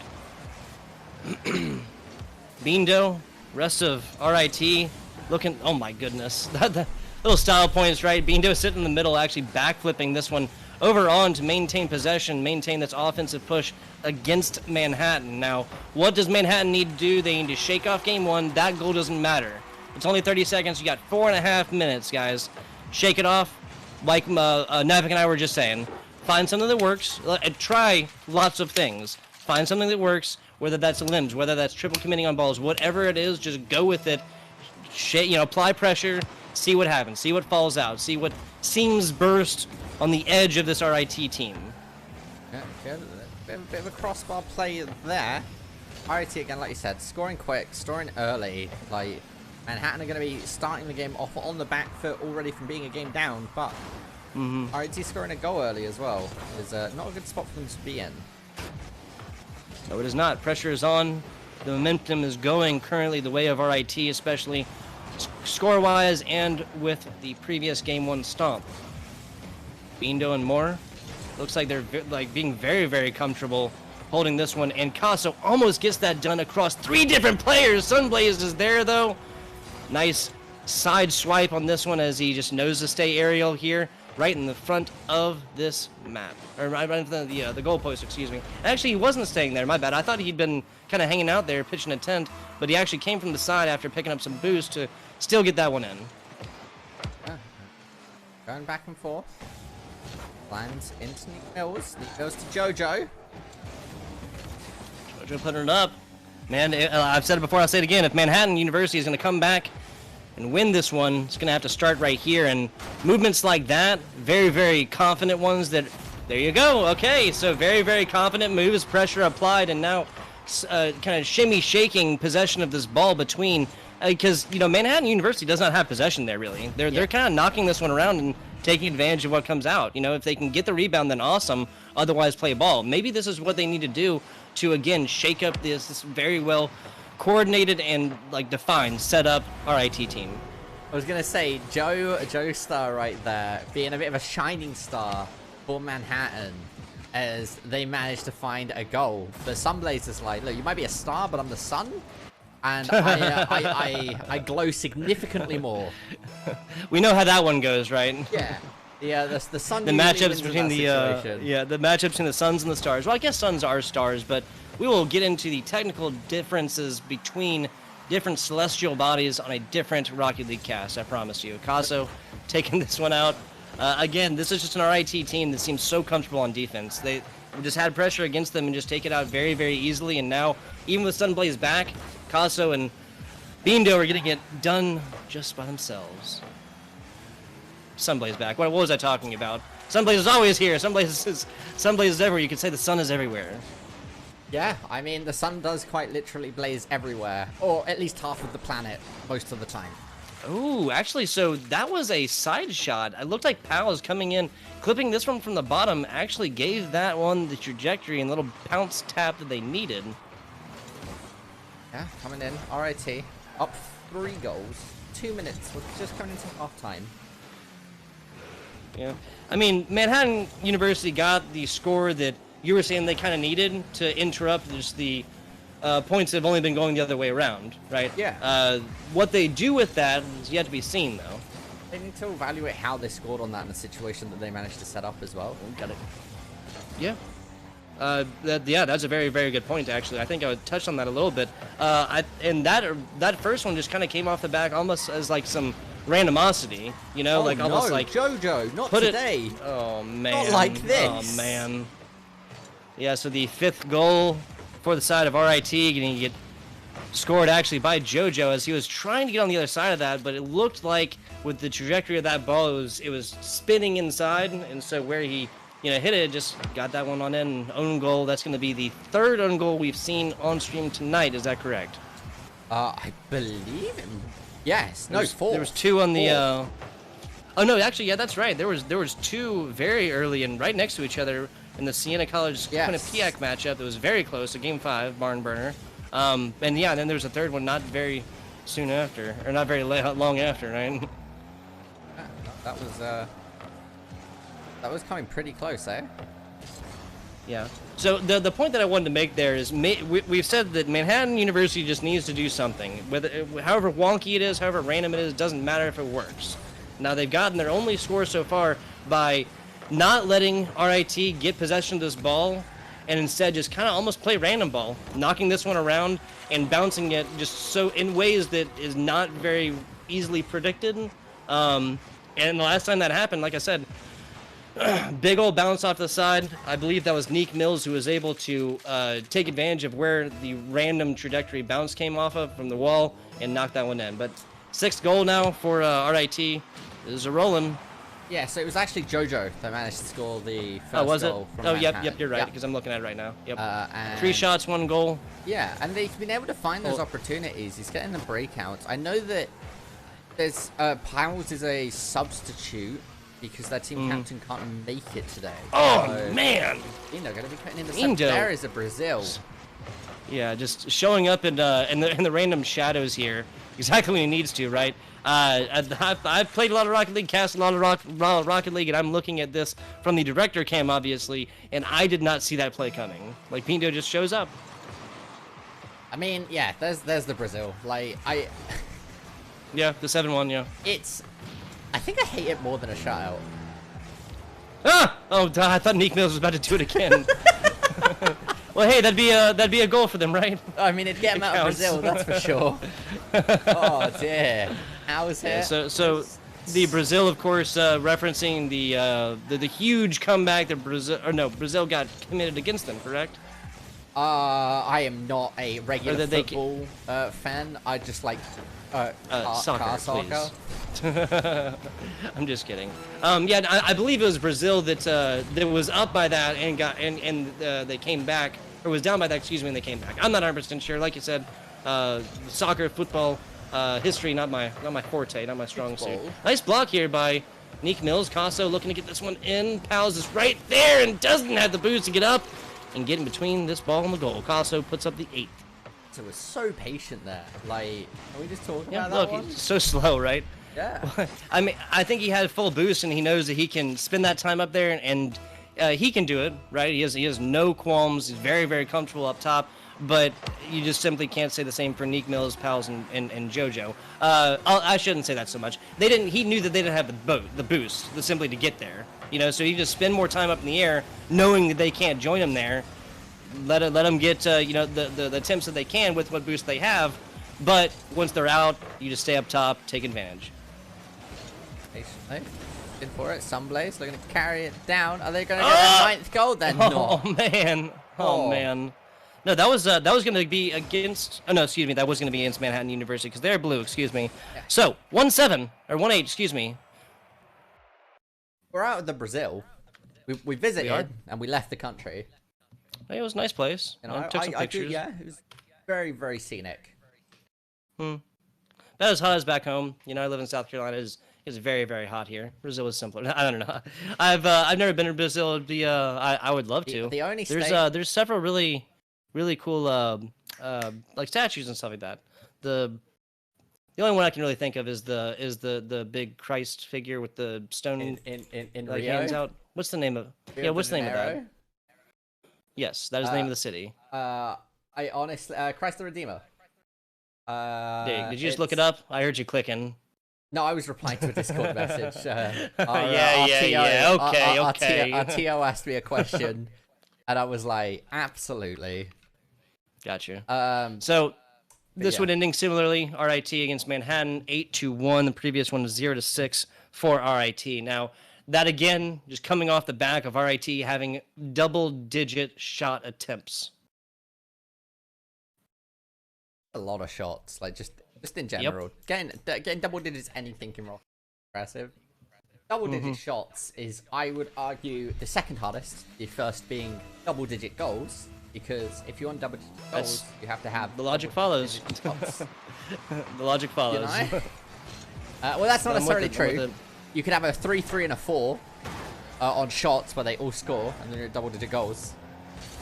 But if we're counting team-wide... Oh, are you talking about like between individual goals players and team-wide? Yeah.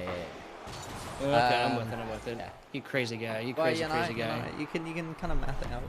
Statistics. Oh my god, that almost went in. So close for Bindo. So close for Bindo. He's nailed a couple of those so far. I think he might have had the little bit lack of boost he needed to get the last tap, or to get to where he needed to be to get the last tap in there. Not 100% sure. Mills going over. Jojo and Powers both looking for the connection. Are they going to be able to get the conversion off of this? Carso saves it. Jojo's on top of it. Okay, just going to be able to clear it out. All right, yeah, I mean, this ball is not long for the world when it is over on the side of RIT's goalposts.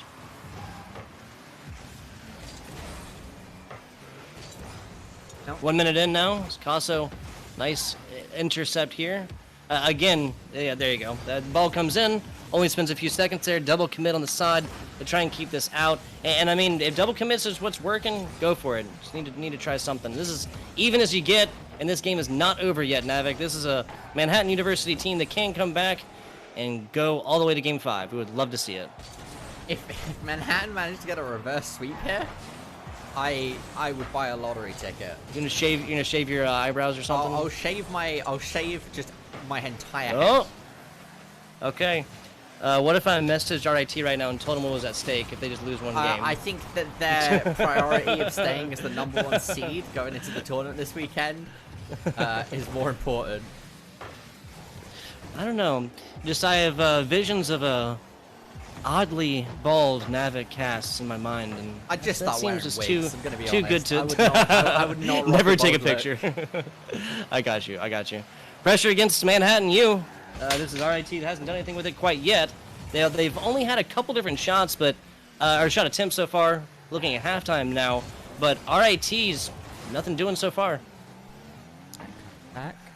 Bindo, the touch. Carso's in the goal, playing it defensively. He was looking for that offensive bump.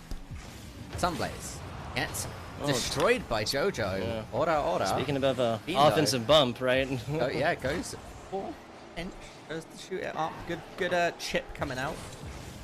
Carso intercepts. I gotta take advantage of this, man. Goes over to Bindo. Bindo's gonna be able to get the waterfall. Follows it up. Sunblaze doesn't put it in. Wow, so that was Bindo missing one up close, fast, and tight. No, that was Sunblaze. Bindo shot it up, didn't he? He got the pass over. Yeah, I was saying a minute ago, Caso did that. Now Bindo messed up his. Yes. 2 attempted shots from a RIT team that usually nails every single one of these. They might just be letting this game go on, though. I don't know what that pauses. So at the moment, yeah, who knows? Playing it slow. Caso. Pinch gonna get a rebound over Bindo to Sunblaze. Sunblaze gets it in. This should be a goal. Oh, Jojo with the... Ooh. Nicely done. Attacking the offender. I like it. Actually saved his team, I think. At least for a little bit here, because Carso's looking for the opportunity. Gets one touch. This is usually it. And there it is. Yep. Jojo doing his best down there, but I think Jojo might have even gotten tapped by a little Sunblaze action over there. So Jojo goes up. Oh, he did not. Okay, sorry. Yeah, it looked like Sunblaze was trying to play ball, maybe hit defender, but it doesn't matter. You know, they still took it. So up 1-0 is this RIT team. Jojo gets a bit of a rebound. RIT up a goal, so they're comfortable. They're about to 3-0 their opponent if we don't see Manhattan finding an opportunity to score. Point differentials of this maybe not as much of a factor, and that was about as long a shot as you can get. So point differentials of this not be a factor because because I mean they've already put up like 14 and stuff like this, right? UT Arlington have, just re-looking over the standings, UT Arlington have already had their bye in the 9 weeks. RIT has not. So UT Arlington has only played 5 games, where this is RIT's 6th. And so and because they've already, I get what you're saying. RIT is the #1 seed no matter what, right? Well, no. If we did see Manhattan manage to somehow reverse then UT Arlington would jump to seed #1. But as it stands right now, we do see Heard. RIT Oh, Sunplay is proving that name a little bit and getting aggressive with it, getting violent. Double limb there is now pressure coming on to RIT for one of the first times these matchups. A lot of aerial, and this is the blue team trying to get back to it. Not gonna happen. Sunblaze with another decently long one, but this one getting a little bounce under it, right? Yeah, I mean, it worked here. He's going to be able to put in the third one. 15 seconds left on the clock. Listen, that was a flip reset just for the heck of it. Yeah, I mean, sometimes you get to a point, right, where you're just like, oh, we'll just throw a flip reset in there. Why not? A little flip reset action. Ain't nothing wrong with a little flip reset.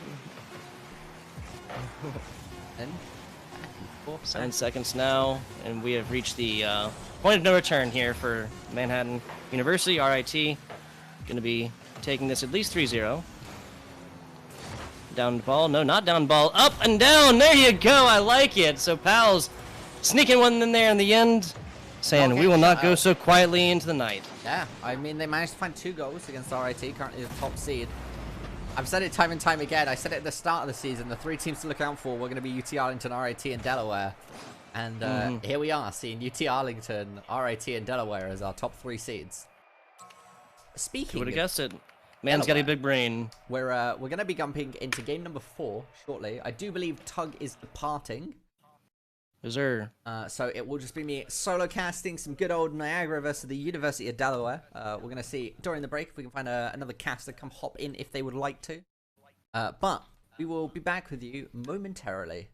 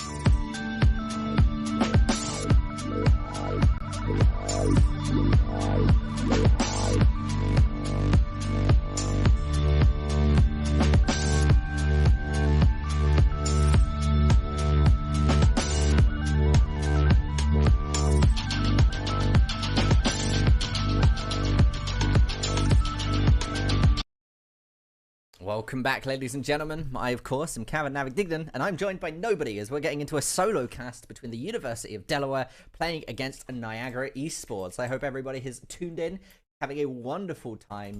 And yeah, I mean, I just want to jump right into it. We've seen 3 games coming out throughout the night, and we're coming into game number 4. I'm excited. It's been a while since I've flexed the solo queue, or the solo cast muscles. We're a lot of talking to myself. I you know, a little bit nervous, but we'll see how we do as we're coming into the kickoff already, ladies and gentlemen. Bit of a tie up there as Bros comes in. Faith, is this a Delaware sub team? Do we see? Right, well there on the players here. I don't have my co-caster to actually look at the normal names, so we're gonna have a gander. So we have Kendall playing. And then we have 2 subs. I know that they have 3 subs overall. So I wonder if they're kind of having a test, playing a field out, making and seeing what happens. So I believe this might be Faith's debut. And so far, his team has faith in him. Being able to score the first goal against Niagara. Putting him up 1 goal, 30 seconds, 28 seconds into the game. If you missed it earlier, we've been through 3 games of Rocket League today. We did, of course, see Siena playing against Quinnipiac in game 1, where that went to a, as Tug would say, a barn burner game 5 with Siena. No, I can't actually. It's been so long. My brain is fried. I believe Siena managed to take the win on that one, but I don't want to misspeak, so I'm unsure on that.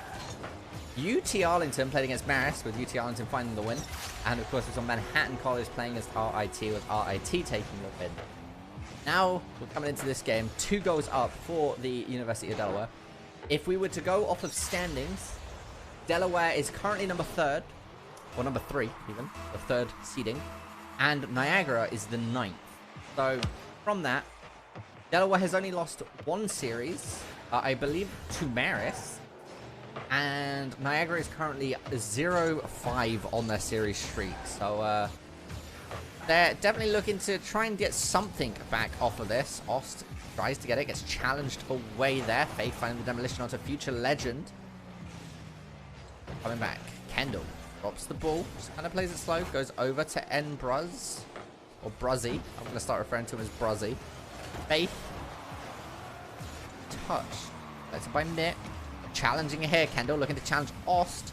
Kendall, I guess, being the superiority figure in the Torrent team setup. He's the most veteran player. Bruzzy going. Back over to Faith.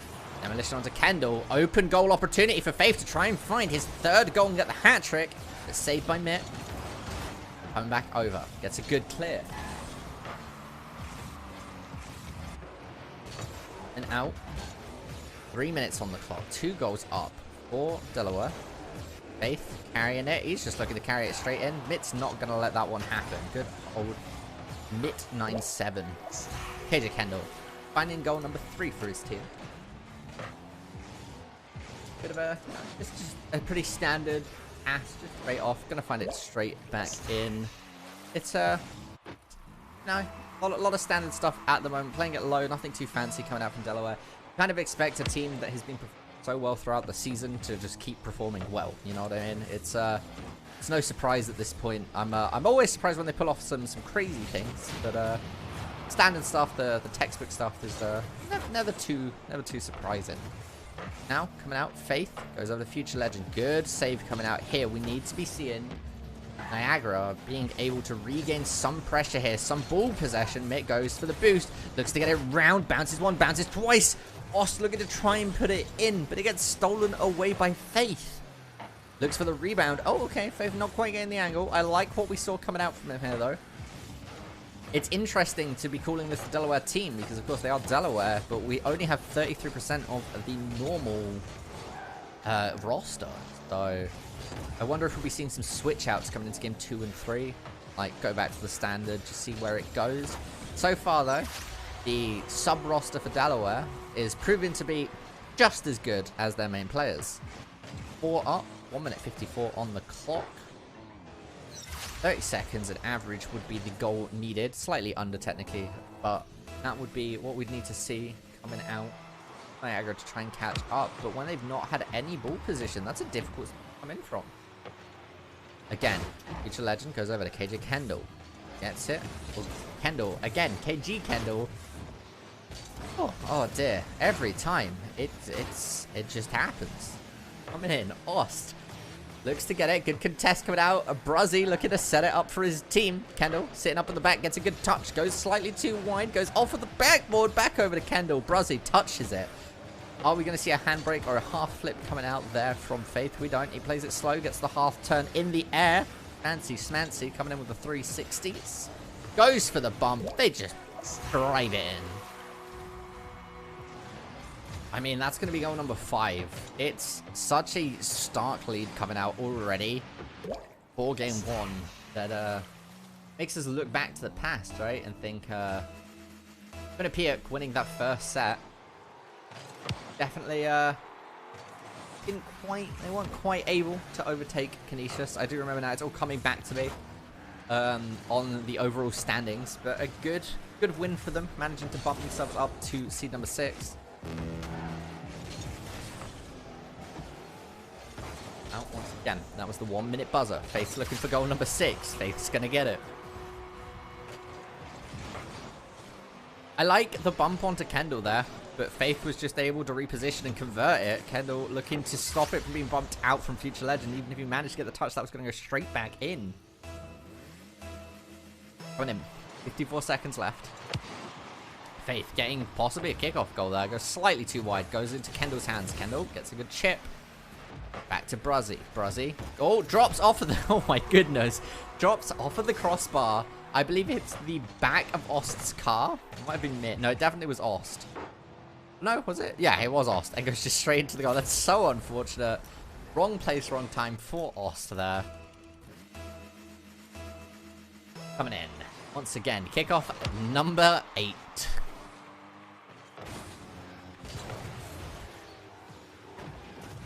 Looks kind of slow player, Ost. I want to be seeing Niagara. I feel like I say this every time I get we see a shutout. I want to be seeing the opposition, Niagara in this case, finding a goal, just being able to regain a little bit of a standing here, give themselves some confidence, some mental fortitude going into game number 2. But with 15 seconds left on the clock, it's safe to say that we won't be seeing Niagara reverse sweeping 7 goals in 9 seconds.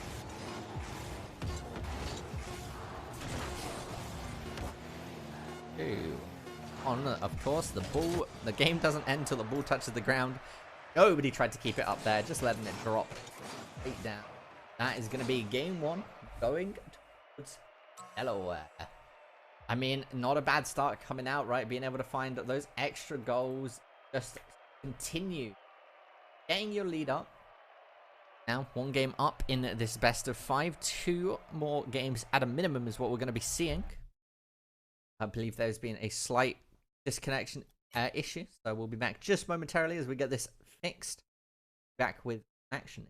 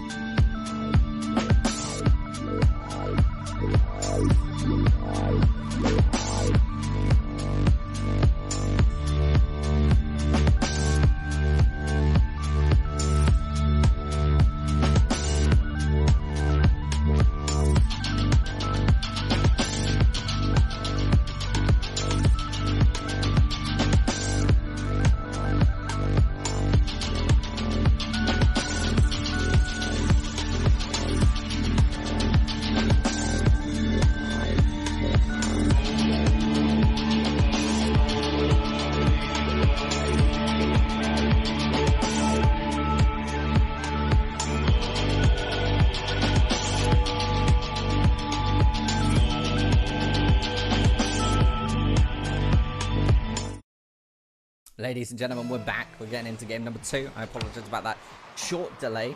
Managed to sort it out, get that fixed nice and quickly for you all. And once again, Kendall gets a touch, goes over to Ost. Ost with a good clear. Faith looking to try and intercept it, gets the touch, knocks it back up, giving Niagara an opportunity here. They squander it, unfortunately. As Future Legend whiffs on the ball, goes over to Ost. Ost tries to get it, challenged by Bruzzy. Mid-97.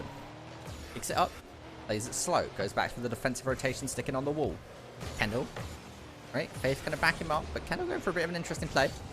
I would like to have had the ability there to listen to the call out, seen what was said, what was being communicated. But definitely respect for whoever is the shot caller at the moment, as we did see Faith completely stop and just let Kendall do what Kendall wanted to do. Now, goes for the bounce, looks to set up, fly straight over. Not very characteristic of Delaware. We usually see them pretty consistent on those, but not this time around. There's going to be a demo. The 1-2 shot off of the backboard. Does it find the third member? It does not. Kendall looks just for the drop shot. Plays it slow. Misses the flip. Goes over to Bruzzy. Maybe that was a bit of a fake way trying to get the overcommit earlier, but Oster's on top of it. Good touch. Goes back over. Kendall stops it in its tracks. Gets the second touch. Keeps it up in the air. Keeps it away from all the Niagara players. Oh my goodness, he just danced around them. Comes in, looking to pick up on the dribble. Goes over one. He's just going to get it in. Goal number 1 goes to Delaware. Whew.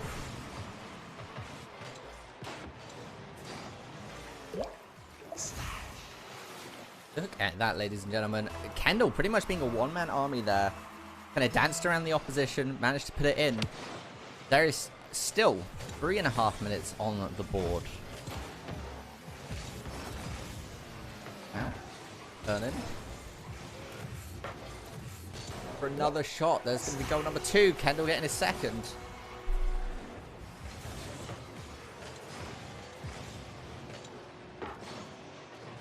Coming out there. Tug's going to be able to find... Tug, sorry. Kendall is going to be able to find the second one. Tug is not here. Coming in, off of the kickoff. Kendall's going to be trying to look for his hat tricks at some point this game, which I don't blame him. Was a good little bit to get. A little bit of an MVP. Now, Bruzzy gets it in. Third goal going towards Delaware. I mean, ladies and gentlemen, it's pretty one-sided at the moment.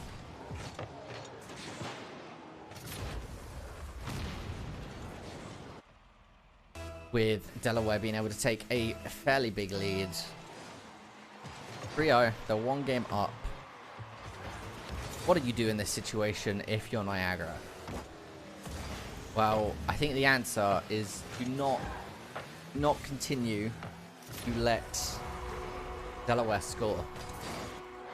And at the moment, they're not managing to keep that one.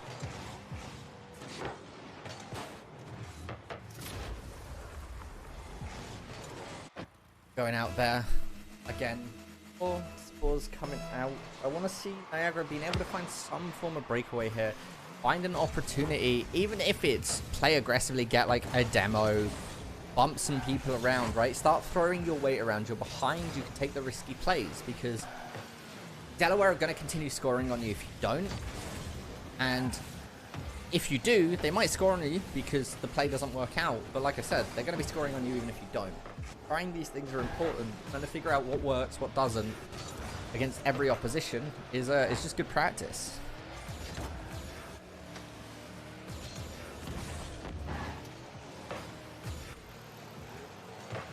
Now, oh, Kendall over to Mitt. Mitt knocks it up.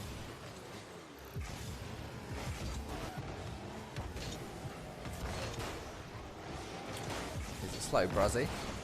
Charge. Mitt managing to save it there, clearing it away, gets it past Faith. Just needs to get it past Kendall. Does not do that. Kendall being a stoic defender of his team currently.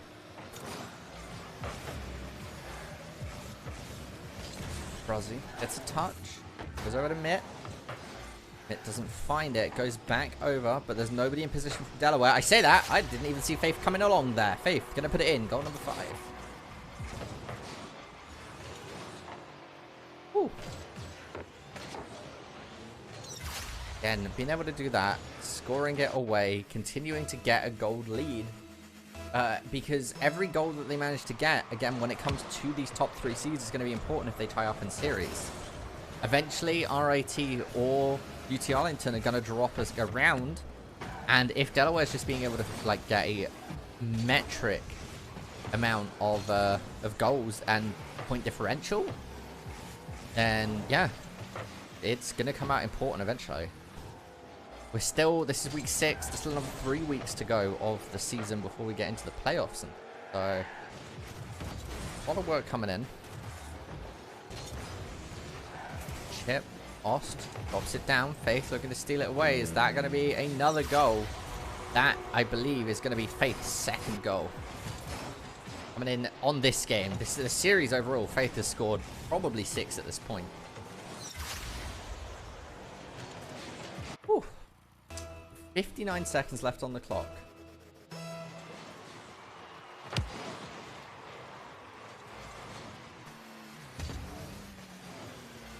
No. It's over. Looking to find an opportunity. Delaware looking for their 7th goal. Brazzy manages to put it in.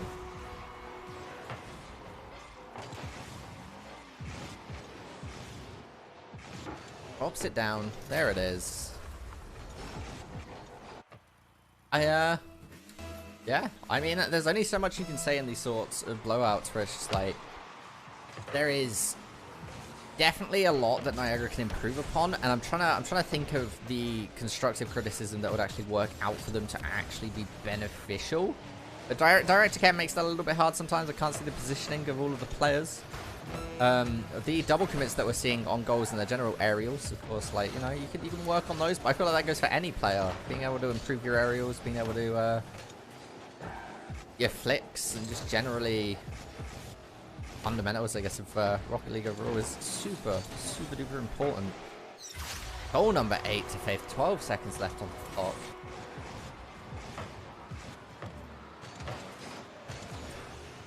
But again, I've said it once, I'll say it again.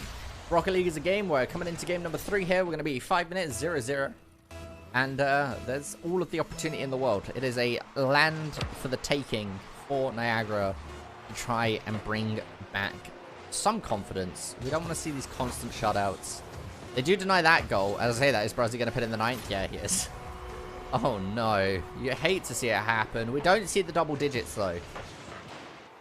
Unless there is some ridiculous kickoff goal here where they immediately get it in, then I don't know what to say. Here we go. The pinch comes out. There we go. Delaware going to be taking game number 2 in a, I believe, rather impressive 9-0. Not quite reaching the double digits, but it's definitely not a bad spot to be in at all when it comes to goal differentials later down the line. Now we're going to be preparing for game number 3. And I'm intrigued to see where this one goes. I really want to see some strange underdog breakout performance from Niagara.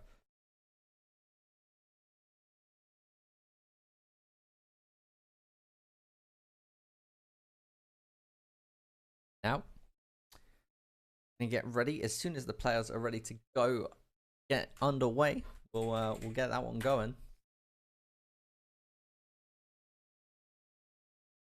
But up to a quick break as we just very quickly wait for these teams to figure out whatever technical issues they're having.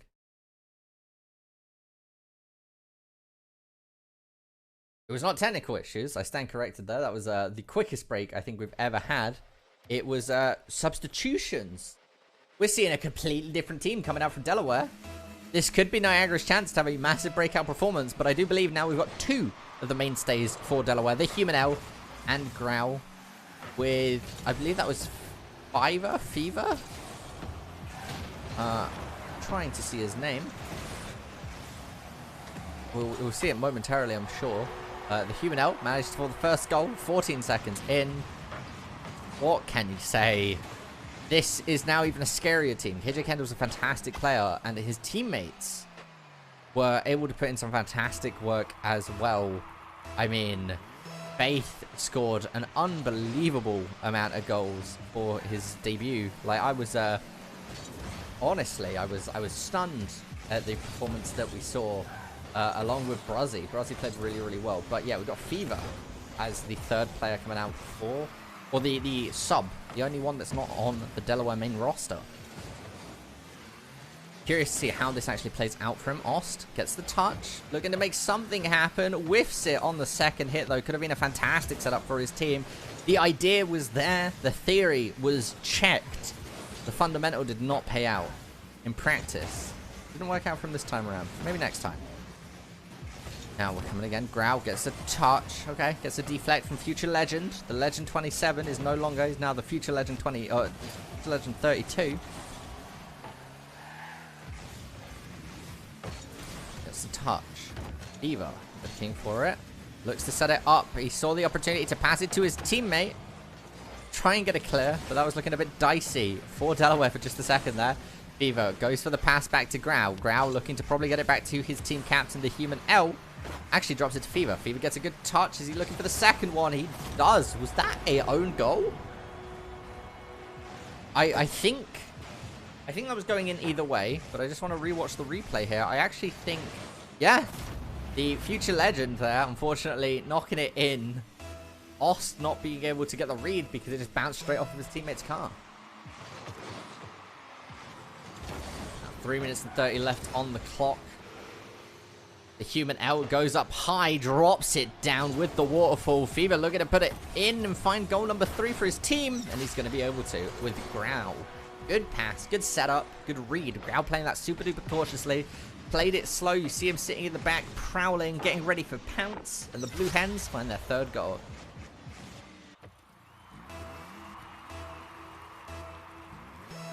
I actually believe his goal 20 throughout the entire series so far, which is rough to say. Oh my goodness, there's 21. Goal number 4 coming out for Delaware. 3 minutes 11. Good pass back there. I like Growl's performance again. This man plays it defensive, but he's always in position to get a conversion. Kickoff in favor of Delaware. They managed to steal it away from Ost. Gonna land right in front of Growl and the Human L. Human L gets the touch. Growl drops low. Manages to pinch it back up. Growl to mid. Gets it further. The Human L. They're gonna put it in. Good save by Ost. Eva once again. Stuck in the corner. It's a bit of a back and forth. Bit of a clown fiesta, but they managed to break it out. Growl goes to mid. Mitt looks to try and keep it away from the Human L, but the Human L is on top of him, ready to strike. Growl once again, looking to get it off the backboard. Not even off the backboard, just playing it slow. I like the little just lob of the ball. Worked out well for him. Managing to slowly kill out time.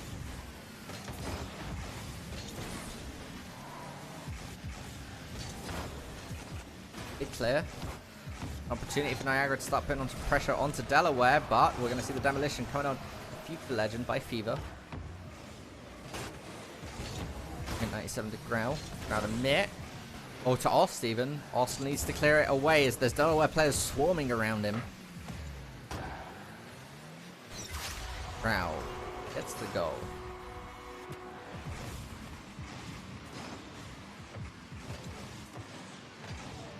There we go. We see it going in. That's going to be goal number 5. I believe is goal 22 in this current best of 5 for Delaware.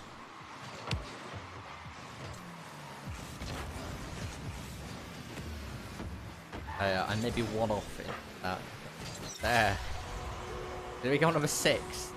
In just this game. Take a look at the scoreboard so far. 4 goals from Growl. Growl having a hat-trick already. 5 shots. So the conversion rate from his shots to goals is 80%. I mean, overall, look at the difference. Shots coming out from Niagara, it's non-existent. There's 2 shots. There's so much pressure coming onto them at the moment that they're not able to find the breakaways. They're not able to run it down and get an offensive position because Delaware's just on top of them constantly. Then, and off the wall. Sets it up. Nobody's in position though to try and set something up further for a third player. I like Mid's opportunity here. He just needs to get it past Fever. Fever's going to get the touch though. Good touch coming out for him. Good positioning for Delaware. It was looking a bit scary, but they've managed to keep it on, keeping the shutout strong. This is once again an opportunity for Niagara. The rebound here, if they have a player to set it up, Future Legend doesn't get the shot. Oh no! Again, slowballing it there. The human L practically coming to a stop on the engine, completely disregarding the thrust. Growl to the human L. Human L to Growl. Growl gets the slow touch. Goes over. Ost. Gonna be goal number 7 coming out from Delaware. 50 seconds left on the clock, ladies and gentlemen.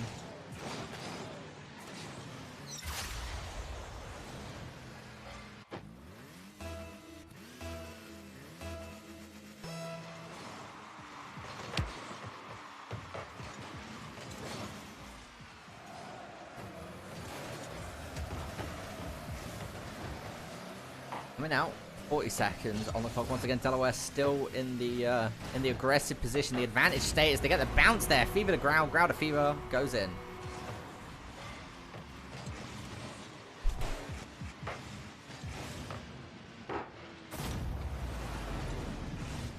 Whew. 35 seconds left. 8 goals.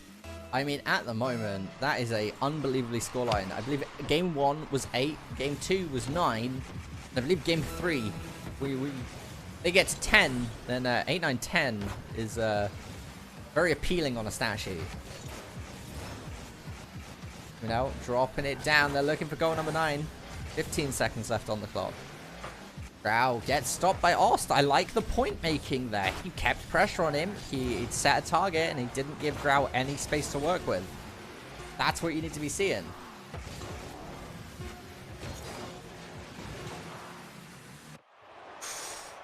That's... oh no. They're going to be Niagara's 1 goal there. But Delaware keep it strong with the shutout. 8-9-8 was the overall scoreline for Delaware. I mean, that was an incredible game from them. Played strong, coming in strong overall. They are still number 3 in the overall seedings at the moment, but my goodness. But, ladies and gentlemen, that is going to be us done for tonight. Done for this week. We, of course, will, as far as I'm aware, be participating in the MAAC tournament in New Jersey this weekend. So, be sure to check all of that out. If you follow us on Twitter and Twitch at @OfficiallyGF, you'll get all of the updates and announcements for that. There should be some fantastic collegiate and high school sports going on this weekend.